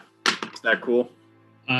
Technically, you need paper, which I think you already have. Which I do have. So you don't need to use any gold because you already Oh. bought the fine paper. We're sitting in a dragon horde, so I won't complain, but that's good to know because I counted the gold off last. But I Yeah. already So I didn't- only count the gold off if you haven't already bought the fine paper or found the fine paper. The fine paper is is gold. Like Got they it. are one and the same. didn't know that. But yeah, just replenish your bag with gold from the dragon sword that you can see. Yeah. There's a lot of it. But so Anna, you were doing the bracers. Sure. You do attune to them, and they are dun, dun, dun, dun, dun, these. Looks like Steven and I Fancy. get to have a roll off on these. Oh yeah, you don't remember. Goodness. Isabel's gonna work on potion. Oh my word, that's good. It's a good roll. Is that a meaningful roll? Are you on a meaningful roll? No. That's How your- many rolls I don't do I have remember. to? I don't remember. I'd have to go look at that document again. Like 4 or 5? Question mark. That was roll number 3. Oof, that would have been a cool one. Yeah. I don't remember who else was attuning. My people were attuning to things. Yeah. Yeah. I thought Isabel took the potion. Isabel did take the push. She also wanted to examine the potion. Isabel, roll a Arcana check. I haven't seen it. Yeah, that's pretty good. After a little bit of time, Isabel, you do recognize this. You've heard of it before. It isn't. I will just show it to you now. It's not an attunement item. It is this.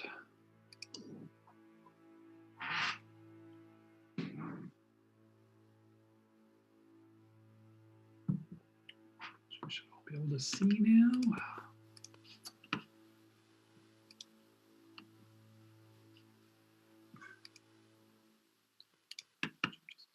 Isabel would explain that to people who cared. That's cool. Do we need to do something to know its command word? No, you'll just know it. It's just Gotcha. like whatever you necessarily want it to be. It's written on the tag attached to the bottom. Yeah, exactly. On the Like cork, so you don't carved forget. into the bottom. Yeah. Is it boom shakalaka? If you've got the item and you want it to be boom shakalaka, that is 100% what it is.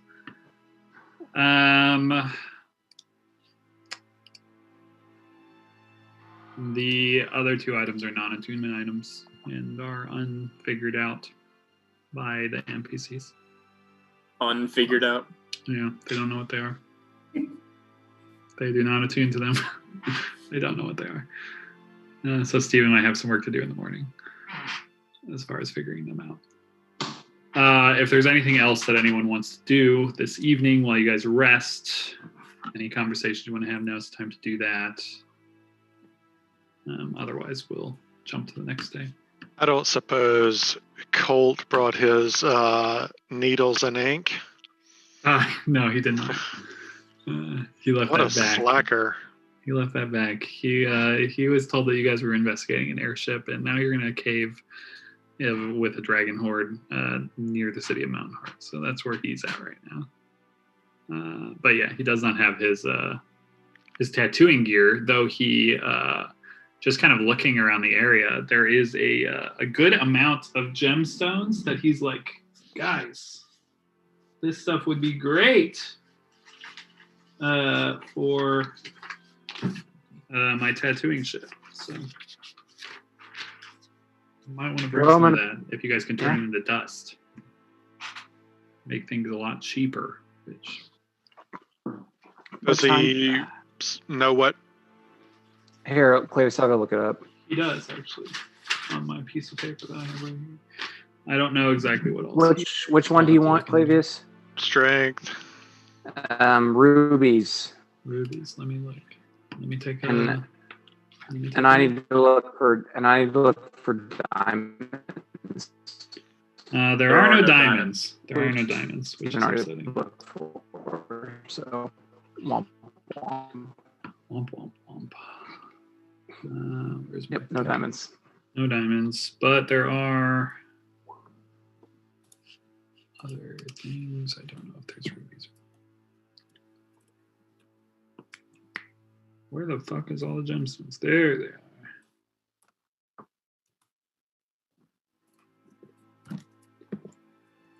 There are some gemstones. What are you looking for? Ruby. Rubies. There is 400 gold piece worth of rubies here. So that'll make a dent in the total ruby cost. Oh, he needs like 2,000, right? Yeah, you need 2,400 ruby dust. So these rubies will have to be crushed, but you can probably purchase the rest with gold from this dragon horde. So. Yeah, I mean, whatever. What is the better gold to weight ratio? Like, I'll be glad to replace however much gold for 400 rubies, unless it's more than 400 gold. Yeah, it's probably like 4 rubies, like a pound. Like you can just a pound of rubies for 400 gold pieces worth of rubies. Oh, so get rid of 5 gold? Yep. I love that. You know. Yeah, gems are worth more.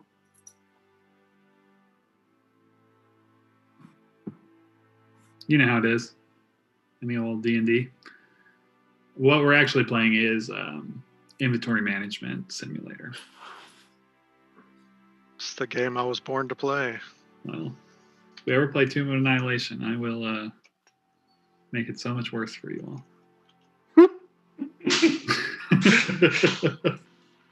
Also, they're very, very, very bad and very bad accents, probably. If we ever play that game, probably won't be able to stream that one or post it on YouTube because it's problematic in more ways than one. But it's a good story.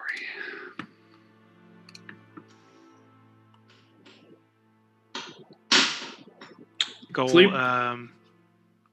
I will finish out the book. It is done. It is finished. Oh my god! That means you're getting a +2 to your +2 to Constitution. Good god, that's horrifying.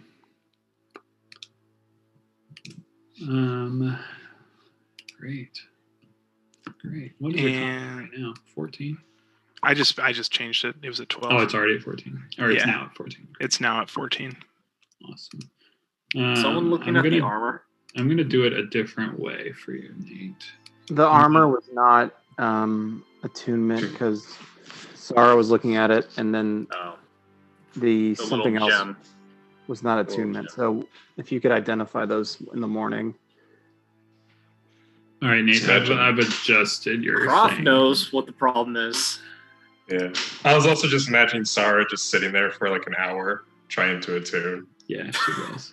She was having a hard time. Nate, I've adjusted your sheet. Now your constitution is going to show blue because I've done it a different way. I need to X out and come back in. I don't know. It really doesn't matter. I'm just letting you know that if you see it, it says 14 with an asterisk and it's blue. And that's just so that we remember that you can go above. You can go above 20. Yeah. So if you ever want to get your constitution to 22, you technically can do it. Oh boy, we're in. Oh, okay. So other people that know this better, does he get an additional amount of hit points? Yep. Retroactive. Yes, you do, because that's Right? why I'm gonna do the Constitution. So should he get one? How? One per level. One per level. So you should get 7 more hit points, or 8, whatever we had. 7 more hit points. 7. nice, So yeah, you should get an additional 7 hit points. guys. I'm an old man tank. Badass. That's thanks. He would offer the used book to Isabel just in case she wanted it, but she can also throw it in the lake. That's fine too. Yeah. So you know now the book is completely innate for 100 years, but in 100 years, maybe you should give it to an elf. Just saying. So we'll pass it to Anna. Yeah, Honor or Steven will take it. Yeah, we'll throw it in the bag of holding. I don't think it's we can roll on this in 100 years. All right. So the I'm sure I'll be manual. around. So you're saying we'll still be around 100 years, huh? If I don't kill myself. Eyebrows by and then. Honor. Anna doesn't It's slit most the likely way. wrong artery. Yeah. I put the manual on Anna's character, but yeah, put it in the back. Anna's like, you get the bag of holding, Steven, when I die.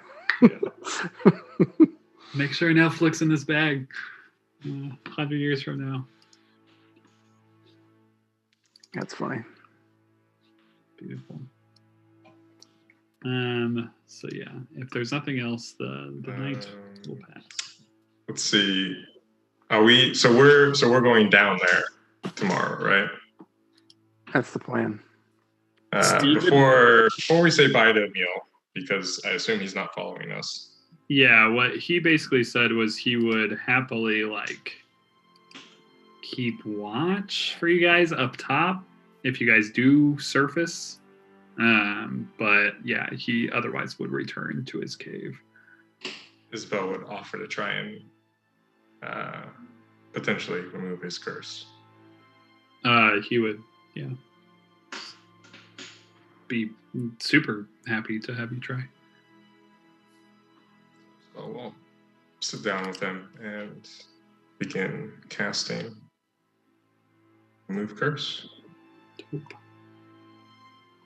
So you've done this before a few times, and as that kind of light starts coming out and of your palm, and you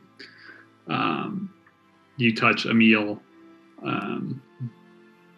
that bright light shines, and then kind of starts to vanish into him like it did on Yofun and Sarah before, and then it starts to turn black, almost like the void of light, like it's kind of vanishing, and your eyes begin to fog a bit, Isabel, and surrounding your vision you have that like vignette effect of like this darkness kind of like closing in, and you hear this cackle, this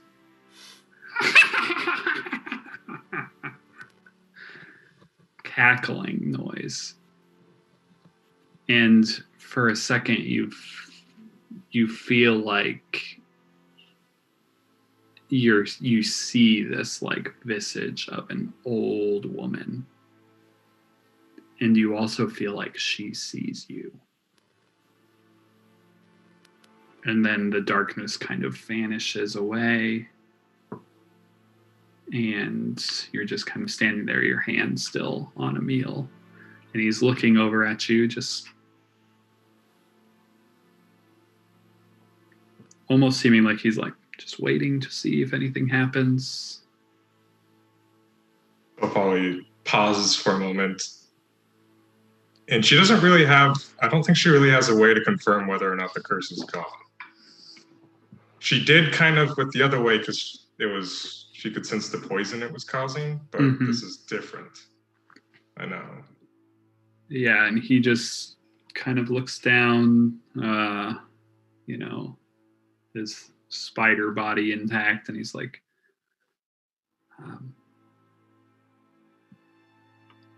well, I suppose we'll see what happens.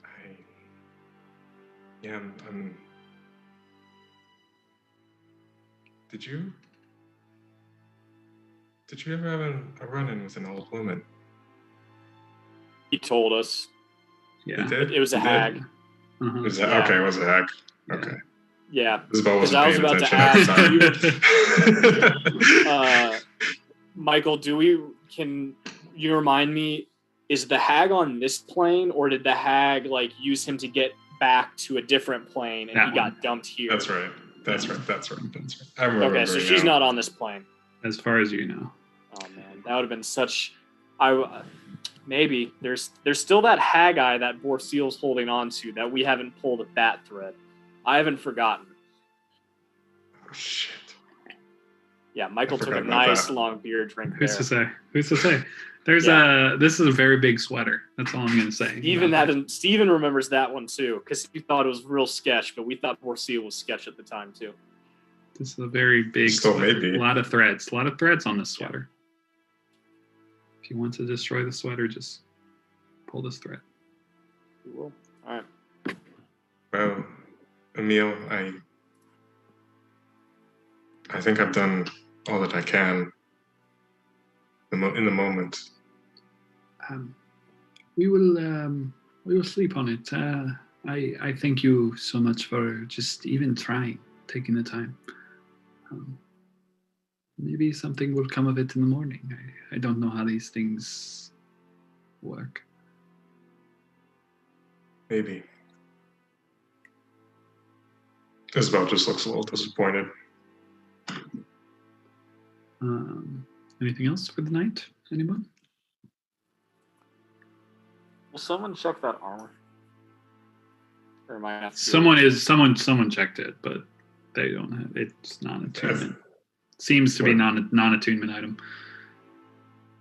We need to identify at this point, I'm guessing. Yeah. There's no other way for anyone to figure it out. Same with the gemstone. Yeah. It appears to be non-attunement. So if Steven wants to look it over in the morning, he can. Or you can just throw it into the water. It's fun and exciting. I can confirm. Also, Steven, do you want to roll on those bracers? No, because we're gonna wait to see what the other stuff is. Fair enough. Good point. The night passes? Question mark? Yep. Right. Let's change the music. I haven't done the music change for like 17 episodes. Gentle strings? Oh, that's nice. Love that. It's a new one. All right, so the evening will pass. We are the 18th, baby. Welcome to the 18th. Oh, you can ritual cast that. That's bad. Oh yeah, no. That's the only reason Steven was like really excited. Ritual's a game changer. That's awesome. Yeah, I'm not casting it. I was just making sure I copied it right because it wouldn't. Oh yeah, copy that it looks with the good. Compendium. Oh really? That's not a compendium. He was spell. being weird. It's annoying. No, that looks great. Ritual cast that spell. That's awesome. Heck yeah. 24 hours too. Yeah. Dope. Nice. It's a cool spell. So you will wake up in the cave. The cave kind of illuminated with the morning light. As you guys are sleeping, we get some shots of like the cave from the area that you guys are in, and you can see that big starry 60-foot opening. Kind of reminds us of the opening scene, which is cool. But it is now the morning, and there is the glow of the morning light as you guys start getting up, and the tiny hut will vanish after the 8 hours pass, and you guys start selecting your spells and all those things that you need to do. Getting ready for the morning, making bacon, whatever else you do. Steven will have not done his doing the rest thing this morning, Michael, because he'll have been copying water breathing. Yeah. And he'll like wave at Isabel and kind of like bush, like, "Hey, let's go over here for a little bit."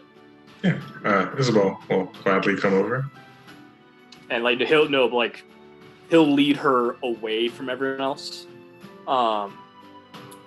and be like, "Hey, so remember last time we had to identify some things? Obviously it's a little different. It's not, they seem a little less sketch, not from, an evil demon lord, but just hoping like you could, just keep your eye on me sort of thing as I'm doing it, because, trying to don't quite have the confidence back of just blindly identifying magic objects."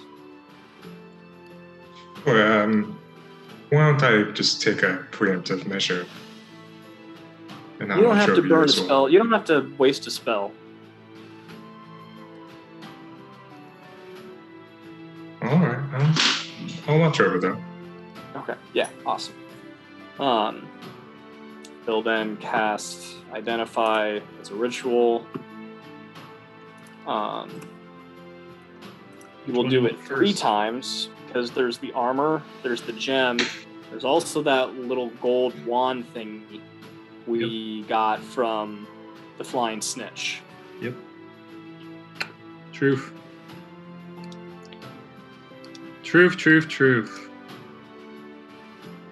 Which one you want first? Armor.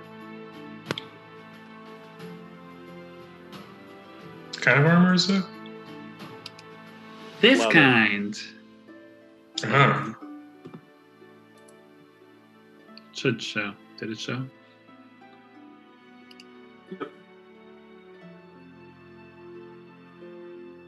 Nate high fives himself. Well done. Well done, Nate. And that is +1 Mariner's Armor, so not just your base Mariner's Armor. Ooh. It is Mariner's Armor +1. So it's +1 studded with the effect of Mariner's Armor. What next? Gemstone. The gemstone does not have a card. The gemstone is a stone that can be. Let me get to my note.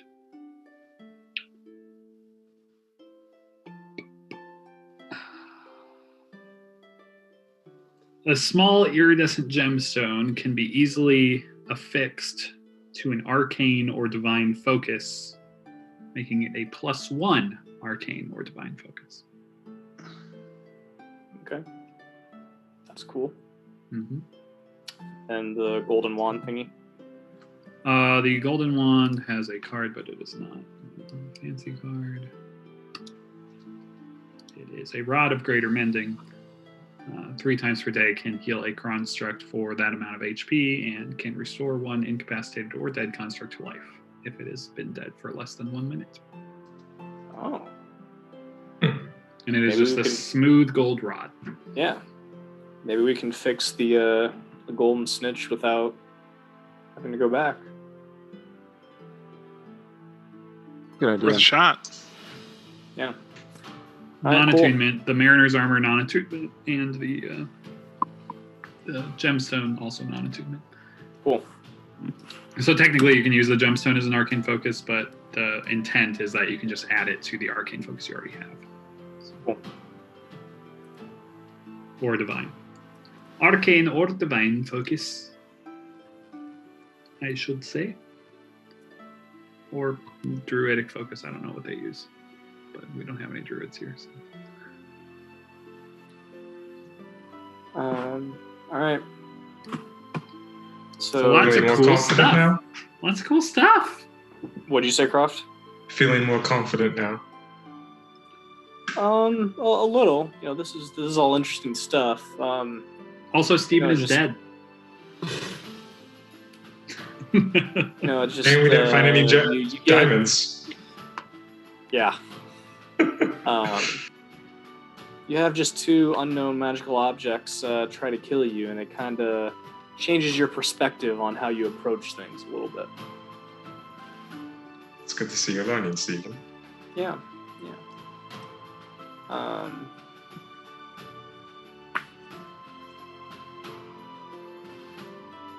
Do we think it's worthwhile to spend the day so Stephen can copy down Dimension Door? I don't. You could convince me otherwise, but I think we can get out. 24 hours. I'm not worried about getting out. I'm worried about getting in. I mean, Knock can do We it, just- but once again, it's just the consequence of what happens with all that water. yeah. But then again, the door does have to open. I was just throwing a quick question out there, so say I asked. And is it worth burning a 4th level spell on Knock? I feel like that's totally Xerxes. He doesn't know how it works. Yeah, no, that's That sounds terrible. Sounds like such a high level. Nate's All right, way too satisfied with himself. we don't have to. It was just I had the thought and I wanted to ask. I'd be curious. I guess we can just wait till later, but I'm kind of curious if that rod's going to work on the snitch. I don't want to deal with the snitch right now. That Probably fair. Too many other things. yeah. You guys want to dole out that loot or just throw it all back in the bag? Probably dole it out, at least the armor, because that'll help. Yeah, so you guys want to know what how underwater works, or do y'all already Yes. know that? How Why does don't you let us underwater work? So I feel like this should all be disclosed before you go underwater, because underwater scares me when I'm on the player side of things, because I know these things. There are rules for breathing, which you guys don't have to worry about.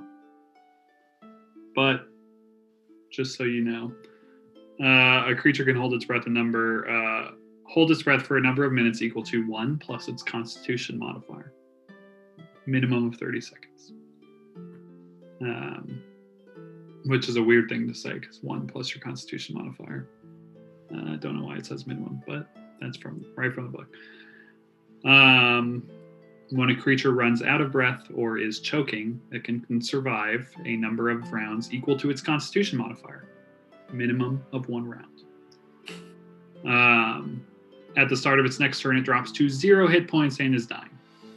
And it can't regain hit points or be stabilized until it can breathe again. So, for example, a creature with a Constitution of 14 can hold its breath for 3 minutes. If it starts suffocating, it has 2 rounds to reach air before it drops to 0 hit points. Luckily for you, Stephen can allow you all to breathe water. So you probably don't have to worry about those rules. It's a 24-hour spell. If, for any reason, you are to encounter something underwater and underwater combat is to take place. We don't have the CG budget for that. Yeah, well, ranged weapon attacks are made at disadvantage. All of them. Unless the weapon is a crossbow or a weapon that is thrown like a javelin. Therefore, like a piercing weapon or a weapon aided by a mechanism. I won't be able to shoot at all. That's also true. Ranged weapons automatically miss if they are attacking a target that is outside the weapon's normal range. So say you have a crossbow that is 8320, you can only shoot out to 80. Can't shoot out further than that. If your ranged weapon uses black powder, for instance, good luck, because it's not going to work. I'm just an NPC at this point. Hey, my NPCs can do mad damage. Actually, one of them has a short bow, so that's not good for him.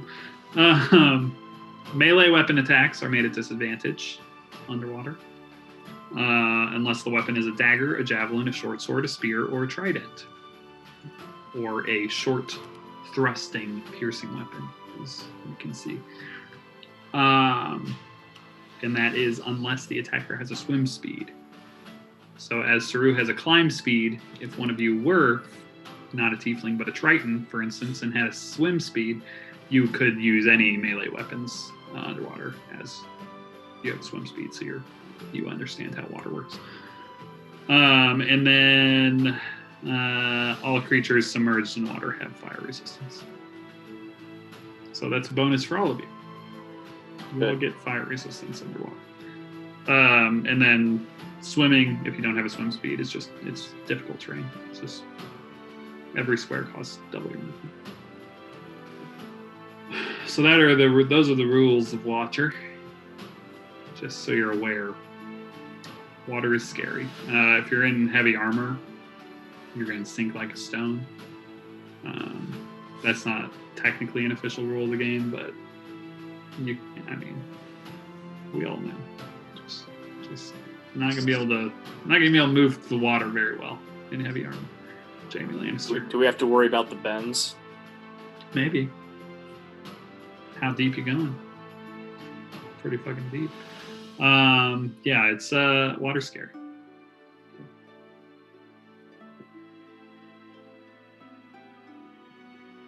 Every time we got near water in Storm King's Thunder, I wanted to pee myself just because I was like, I hope I don't have to go in that, because I will die. I was fine with it. Yeah, that's true. Bones was happy. Bones was happy in water. Water scares me. We want to dole out the stuff. Yeah, what do you want? How do you want to do this? We got an auction? Hey, So, does anybody want the Ever Smoke bottle?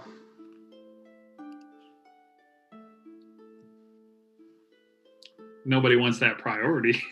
Yeah, I was gonna say somebody will take it as a consolation prize. That's just that's a party. Anyone want the Mariner's armor +1?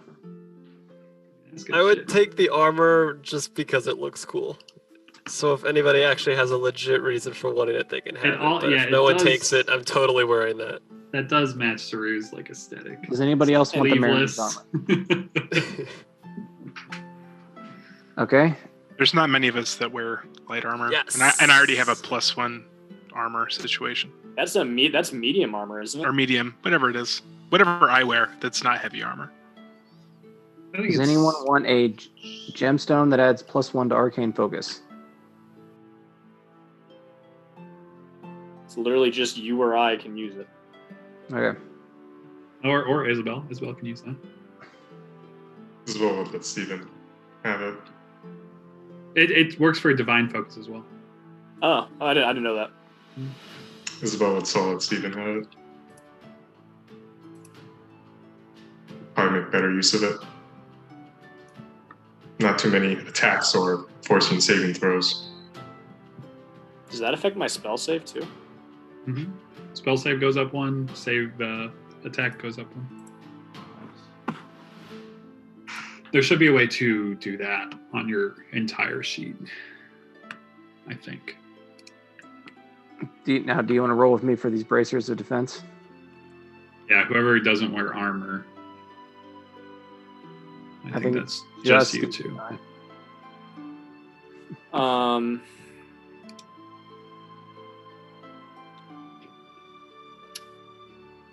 Because if you'd Marshall rather have bracers over the gemstone, I would. No.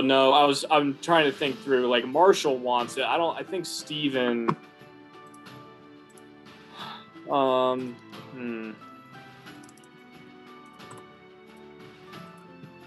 Anna's one of our frontline fighters. I think I know, it's that's for her to be why Wonder Woman. Steven's gonna let her have. I'm trying to decide if there's anything Steven would like want or like would ask for. But yeah, Anna's gonna have it. Because like you said, especially Blade Singer.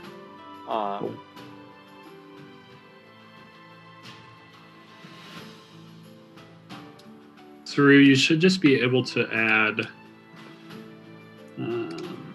I think you can add studded leather +1 to your sheet. So I just typed it in as a thingy. You can do that as well. I just want to make sure it affects your AC. I mean, it didn't. I just would have to change it myself, right? That's also fine.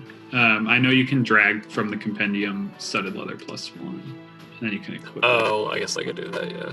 Just FYI. And I think Mariner's Armor is also in there, but not Mariner's Armor +1. But as long as you know what it does and have it. Yeah, I made it so it was +1. So yeah, I'll just make sure it affects your AC. Yay. Steven would just ask Anna, like, when we're at the Hollow next, or like any place that has like cool stuff, maybe you can just like chip in to help me buy it. That's fine. Cool. Anna's willing to give you some cash for the bracers and fits. Both Sarah and Colt are going to roll again. Fair. They both look really I don't think we'd even tell them what I guess they we could have They're both asked. crying. Yeah. Do you guys want us to look at those? With their 13 ACs, they're both just crying. Is Colt coming with us? Nobody's asked him. I tried to ask him earlier in the session, but it got skipped over, I think. Both Colt and Sarah are not super stoked about the water. Sarah, especially swimming, she's not feeling very confident, as she's not very used to having one arm. Colt doesn't really have any motivation to go down there. He was kind of along the ride for the airship. He's thinking about possibly going back and maybe salvaging things. Sarah's a little bit more stuck at the moment, unsure what she wants to do. They can both be convinced either way, but Colt is a lot more leaning towards, shockingly, going back with the spider person that he's very afraid of, and working on the ship. And he wouldn't mind having Sarah with him in that regard, just because he's used to being around her at this point. But he's kind of gaining trust for Emil too, so he's leaning more towards going back, and Sarah's more on the fence. I would insist that they go back together. As their XP sponges, I'm with you, Preston. They love to suck up that XP. Just For soak the it up. sake of having people not by themselves. Right, that just like if Colt's gonna go back, Sarah should go with. I think he's right about that. So then the current plan is for Colt, Emil, and Sarah to head back to the airship, try to figure out what they can figure out. Colt would offer to take the snitch back if you guys don't want to bring it, but he's also like, if you just want to keep it in there, I don't think I'm gonna necessarily figure anything out. But yeah, I mean, he's just gonna try to salvage and see what else Emil has salvaged from the ship that You could should be look useful. for the key. He's like, the key to what? The snitch. Ah, yeah. But yeah. I mean, he's gonna try to see what they can find, and hopefully, after you guys are done, you guys can make your way back. It's kind of his goal. He knows you all know that Saru kind of left you a path through the tunnel, so you should be able to find your way back to Emil's with all the bag gold of pieces. holding waterproof. As far as you know, Generally, magic items are waterproof. yeah. Please throw his gun stuff in there. Probably. I mean, the last time we did water, he like bundled it up really well. I mean, this is top of mind. You know, he's no stranger to what happens to black powder and water. It makes him nervous. Quite upsetting. Water makes him nervous. Yeah. Yeah. He's not a huge fan. But this is the way, as the Mandalorian would say. This is the way. He's the way. So yeah, he's happy. He will happily put his gun wherever it needs to be. Maybe he can use the crossbow. Yeah, there you go. I mean, if worse comes to worse, he does have a knife. Beautiful. So I will also say, dagger. this is this is the first time in a long time he's woken up and nothing's hurt. So the book definitely worked. It's working its magic right now. He's feeling like a those little spry. exercises. He's been doing the yoga, learning a lot about health. Yeah, he's like he's gluten free now, and Good. toxins New are age. clear from his body. New age Xerxes. His hair color is Alright. just a little less white. Still going to be a bit of a curmudgeon. Yeah. It I just think comes we're Gucci to then. territory. All right, so the party splits again. Kind of. Splits. Total split. That's what I heard. You're gonna have to run your own side campaign with your own NPCs. Nobody took the Eversmoke bottle, by the way. Say what? Sorry. I missed that. Say it again, Connor. Eversmoke bottle. Oh yeah, who's taking the bottle? Isabel will And take it. the bottle and the rod. Just gonna put the rod in the bag of holding for now. Yeah. Just put them both in there. So Isabel Isabel took the Isabel bottle. took the bottle. Isabel will take Cool. the bottle. I mean, Xerxes is obviously pretty interested because he's gonna try and fix that thing. So I can take the rod if we don't want everything in the bag. It's fine. Rod's yours. Got the rod on Zerts. All right. And Steven, I just threw the spell book in the bag for now, unless you want it. Nope, that's perfect. Cool. You In the non-cave, are there like loose rocks? say I what? just- Sorry. In the non-treasure cave, like in the outer portion, are there like just loose rocks around Yeah. that like we Yeah, could there pick there up? are loose rocks. Yeah. Should absolutely. we all grab one to try and help speed the descent? No, we're all gonna hold hands and grab onto Clavius and sink the fuck down with Clavius' Yeah, heavy ass armor. And Dvalin. That's Yeah, I was gonna ask what Clavis and Dolan's plans were. quite as they're literally wearing- just Wearing the Hold heavy on! armor. He rocks. Swimming is gonna be quite difficult in that. Plan to be the first one down. Sinking is gonna be great. Do y'all want me to cast mage armor on you? Is it possible to take it off in the water?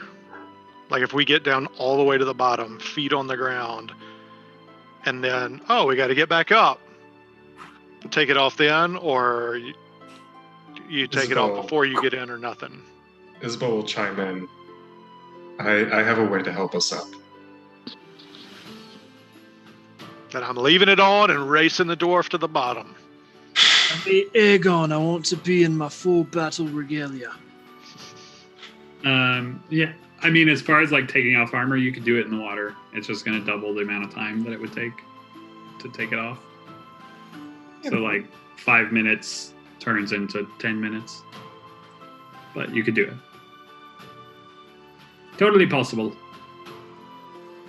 And then Saru this whole time can swim basically like a fish. He now has a swim speed and a climb speed, if I'm not mistaken. So that's kind of fun. That is True. fun. So yeah, rocks, great idea, but holding on to Clavius and Fallen kind why of use a even rock when you have a Clavius? Yeah, no, that makes more sense. funnier. So what's the plan, everyone? Steven's gonna cast it as a ritual. Yeah, baby. While he's casting that, to the chagrin of everyone in the party, I'm gonna take off my cloak and pants and put them in the bag of holding so they stay dry. However, will Steven be able to concentrate on the spell?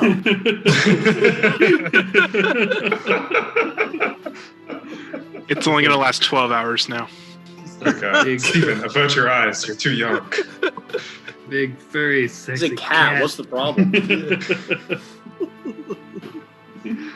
It's a cat man.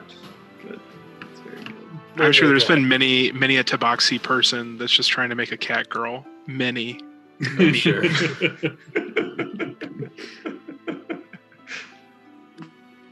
It'll work, I promise. Well, after the 10 minutes of casting, you can now breathe underwater for the next 24 hours. Even all, Let's go, Clavius. well, they kind of need to get in last because they're just gonna be gone. This isn't I figured Jamie we were just- Lannister where he slowly floats to the bottom. No, I figured we were just all jumping in at the same time. Love Cool, Isabel let's takes jump her in. hat out, put it in her bag. it. Save the tricorn hat. All right. Yeah, you should put that in the bag. You don't want that to get wet. That'd be the worst. I just don't want to lose this. Steven's gonna jump in the water and try it first because he's never messed with this spell before. Yeah, it's a very strange sensation as you get in the water. Like you have this feeling like you want to hold your breath. Just because that's what you were, But either after long enough that you need to get air comes, or you get brave enough, you're able to, basically open your mouth, let the water in, and just breathe in deeply, and your lungs fill with this water. But it's as if you're breathing air, like it filters through, and it is a very strange feeling. But you magically are able to breathe water. Cool. And as you all slowly or quickly enter the water, Clavius and Dvalin, in your full plate, your armor, your heavy armor, begin sinking much like a stone into the water, and the rest of the party grabbing hold of you and being rapidly dragged down through the water a little quicker than what it would be to swim, start descending. Those of you with dark vision and those of you without dark vision, it kind of takes you quickly how dark it is once you get down into this water. Descending hundreds upon hundreds of feet. It is quiet. It is not the noise of gentle strings.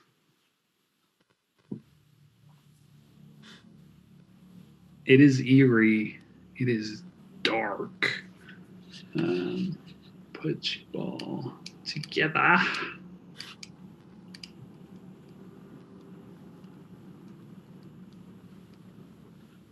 Oh no, where's the camera rock? Oh gods. Oh gods, It also no. plummeted to the bottom. Camera rock must have plummeted to the bottom. Well, I don't see it anymore. Is it on the other page? It must be. I don't know where I left it. Fuck. It's somewhere with us. Well, That page doesn't have any dynamic lighting. So I don't think it's actually on that page, but shit, I don't know what page I still have it on. Oh, she's lost, everyone. Isabel's gonna make some hand signs to try and attempt to communicate people if they want light or not at this point. She can't see, but she doesn't also want to attract unwanted attention. Potential. Steven will signal her yes. Okay. And she'll cast light on the hooded lantern. Hold it out. I will also say that you will find that you're able to talk underwater. Oh, we're able to talk? Any of you that try, it comes out a little like stranger, a little gargled, but the sound does carry fairly decently through the water, and you are able to basically vocalize. So as far as like vocal components, anything like that, yeah, you will be able to complete those. So you are able to vocalize to each other. Okay. Kind DM. Water breathing. Oh. I have Clavius's goggles on Beautiful. that he gave me. Because salt water hurts the eyes. So, you sink to the bottom. Isabel, did you want light on? Yeah. So the 20 bright, 20 dim. All right, let me see if I can figure this out. So 40 total. 20 bright, 20 dim. How can I make everyone see? Oh, token emits. Cancel. Okay, sorry. New dynamic lighting. Token emits bright light 20. Low light 20. Let's see. Does this do anything? Pada bing. Yes. Hooray. Did that work for everyone? Yep. Cool. All right. So after probably over 5 minutes or so, you guys exit this column, this 60 to 70 foot column, and enter this, what feels like a very vast, large space, one that Stephen has been in before. And it just feels like this kind of immense space with these varying levels of rock beneath you, stone. But yeah, you are fully submerged in this pitch black cavern. Steven will call out to everyone and, kind of lead the way. Fallen kind of shoots past you. In heavy Isabel will armor. keep pace with it. No, he's trying. He is. Yeah, Dolan moving across the bottom Keep ahead as best he can. at quarter speed. Ooh. Moving rather slowly in that heavy armor. But yeah, kind of Stephen pointing the way as he's moving, and Isabel You can kind of see. Bill's keeping pace with Stephen. illuminating the way. Drag people forward. So what you all start to see first as you kind of get into this area that Stephen's arcane eye has already kind of examined before, is the beginning of what looks like this stone, specifically more like chiseled on the floor, and then some of you may start to see these pillars start to appear, broken, completely aged, like well beyond their years. And as Stephen kind of swims, and Clavius and Dvalin kind of like puttering along beneath them, amongst the bottom of the pool. Saru being the one that's kind of able to like quickly maneuver. You guys see this as Saru's like, he looks like he was meant to be in the water, which is kind of strange because he's a cat.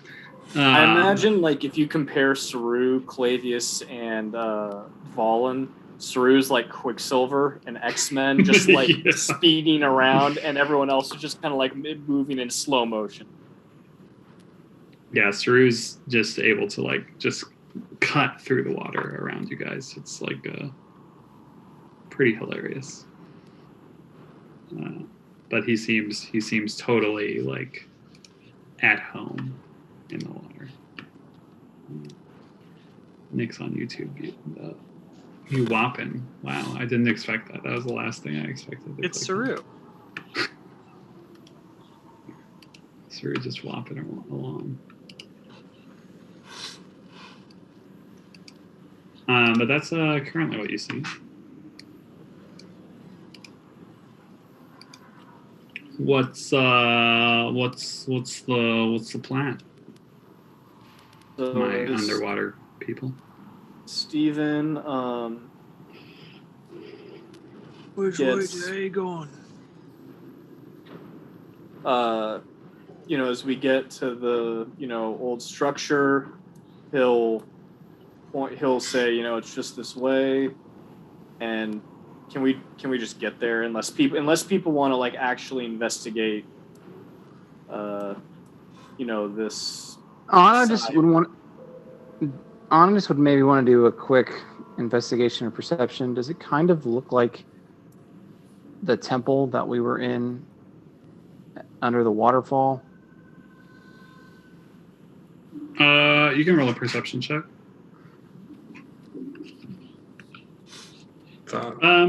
There are, it is temple-ish, but this place is so immense that it's really hard to directly compare. Like you can't really see the walls.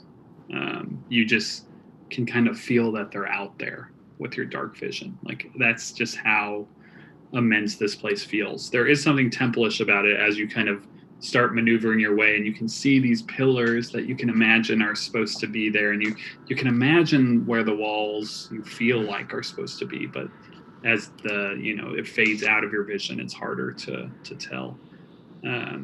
So you're not 100% sure of what the exact layout of this place is, unless you're kind of exactly like going there. But yeah, it there's something about it that it doesn't feel like it should be underwater to you, like it. Sure. But that's about all you get from that. Is there anything anyone else is trying to do? What's over here on the left? Was it anything? Roll a perception check. So like as you're kind of swimming around over there, Saru, like it looks like there may be some like levels of like breaking off points. It's hard to tell if there are any actual tunnels there or if they're just like there's rock crumbles. Like this place is huge, and the floor to ceiling here is over 100 feet. Where you currently are. So like what you're seeing is a lot of shadows in the darkness. And so it's hard to tell, but you can tell that there are like along the walls, like it's very craggy and there's outcroppings. So there's a chance that there may be like random tunnels and things. But as far as you can tell, it doesn't look like there's necessarily a path or anything like that. Cool.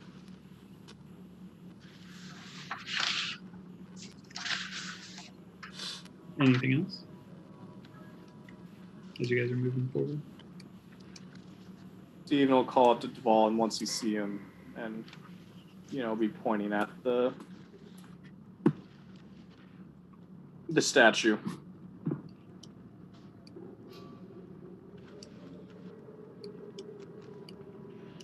Come on, slowpokes!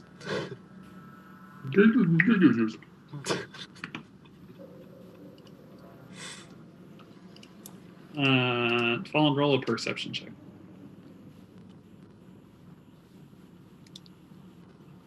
Camera rock up there. Camera rock can see. It's good. It's dark. Solid. It is dark. Even with your dark vision.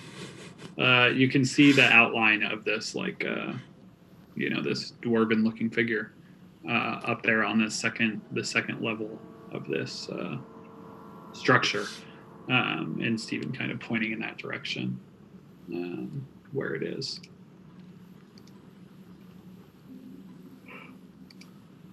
But you can't really see any intricate details of it, but you assume this is what he was talking about. He will bow on one knee, take his axe, kind of cross himself, then lay it down and bow his head in reverence. Dope. So you have a kneeling dwarf in this watery cavern, which is dope as hell. Yeah, that's super cool. Saru, Problem is, there's no way you're gonna be able to get your knee off the ground in the heavy that's a armor level. underwater. Saru, as you start swimming up there closer, something catches your attention. Ooh, ooh, ooh, what is it? Saru, from behind the statue, you see shadow forming. You see this squat dwarven figure standing there. He has no weapons in his hands. His arms are at his side. But you see this arm kind of start reaching over its shoulder. And then again, you see this other form start reaching around its ribs. And then you see another start coming around its head, and you realize that these are tentacles. Long, purplish, dark tentacles, and you just see another and another start wrapping around. And then from behind, you see this shape start to take form behind this thing. This dark, shadowy mass of tentacles. And that's where we're gonna roll for initiative. Forget the crawfish boil. We having sushi tonight, boys. Full on calamari night.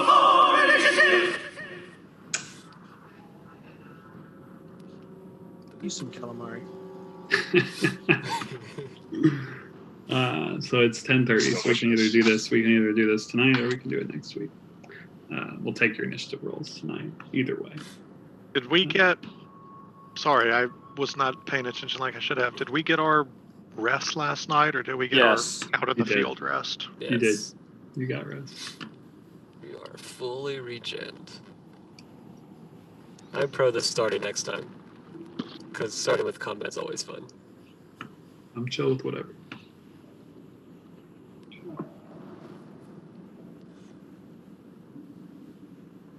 I love that Dvalin rolled the highest. On his knee, head bowed, no The idea dwarf what's on going his on. knee. Ah, squid! I got it. I think got I it. have to. I don't know what it proves, but I think I have to roll the worst on initiative for It having. is. Them's the rules. Oh, you're For right. having- Steven did get him. It's still hilarious. Yeah, It for is. sure. It is still pretty amazing. Yeah, so we can either do tonight or next week. I don't care. Yeah, I mean, Okay with either. I'd be more okay with next week or just doing like one round for fun and then going to bed. You get 0 rounds or all the rounds. And then my vote will be 0. 0. Nope.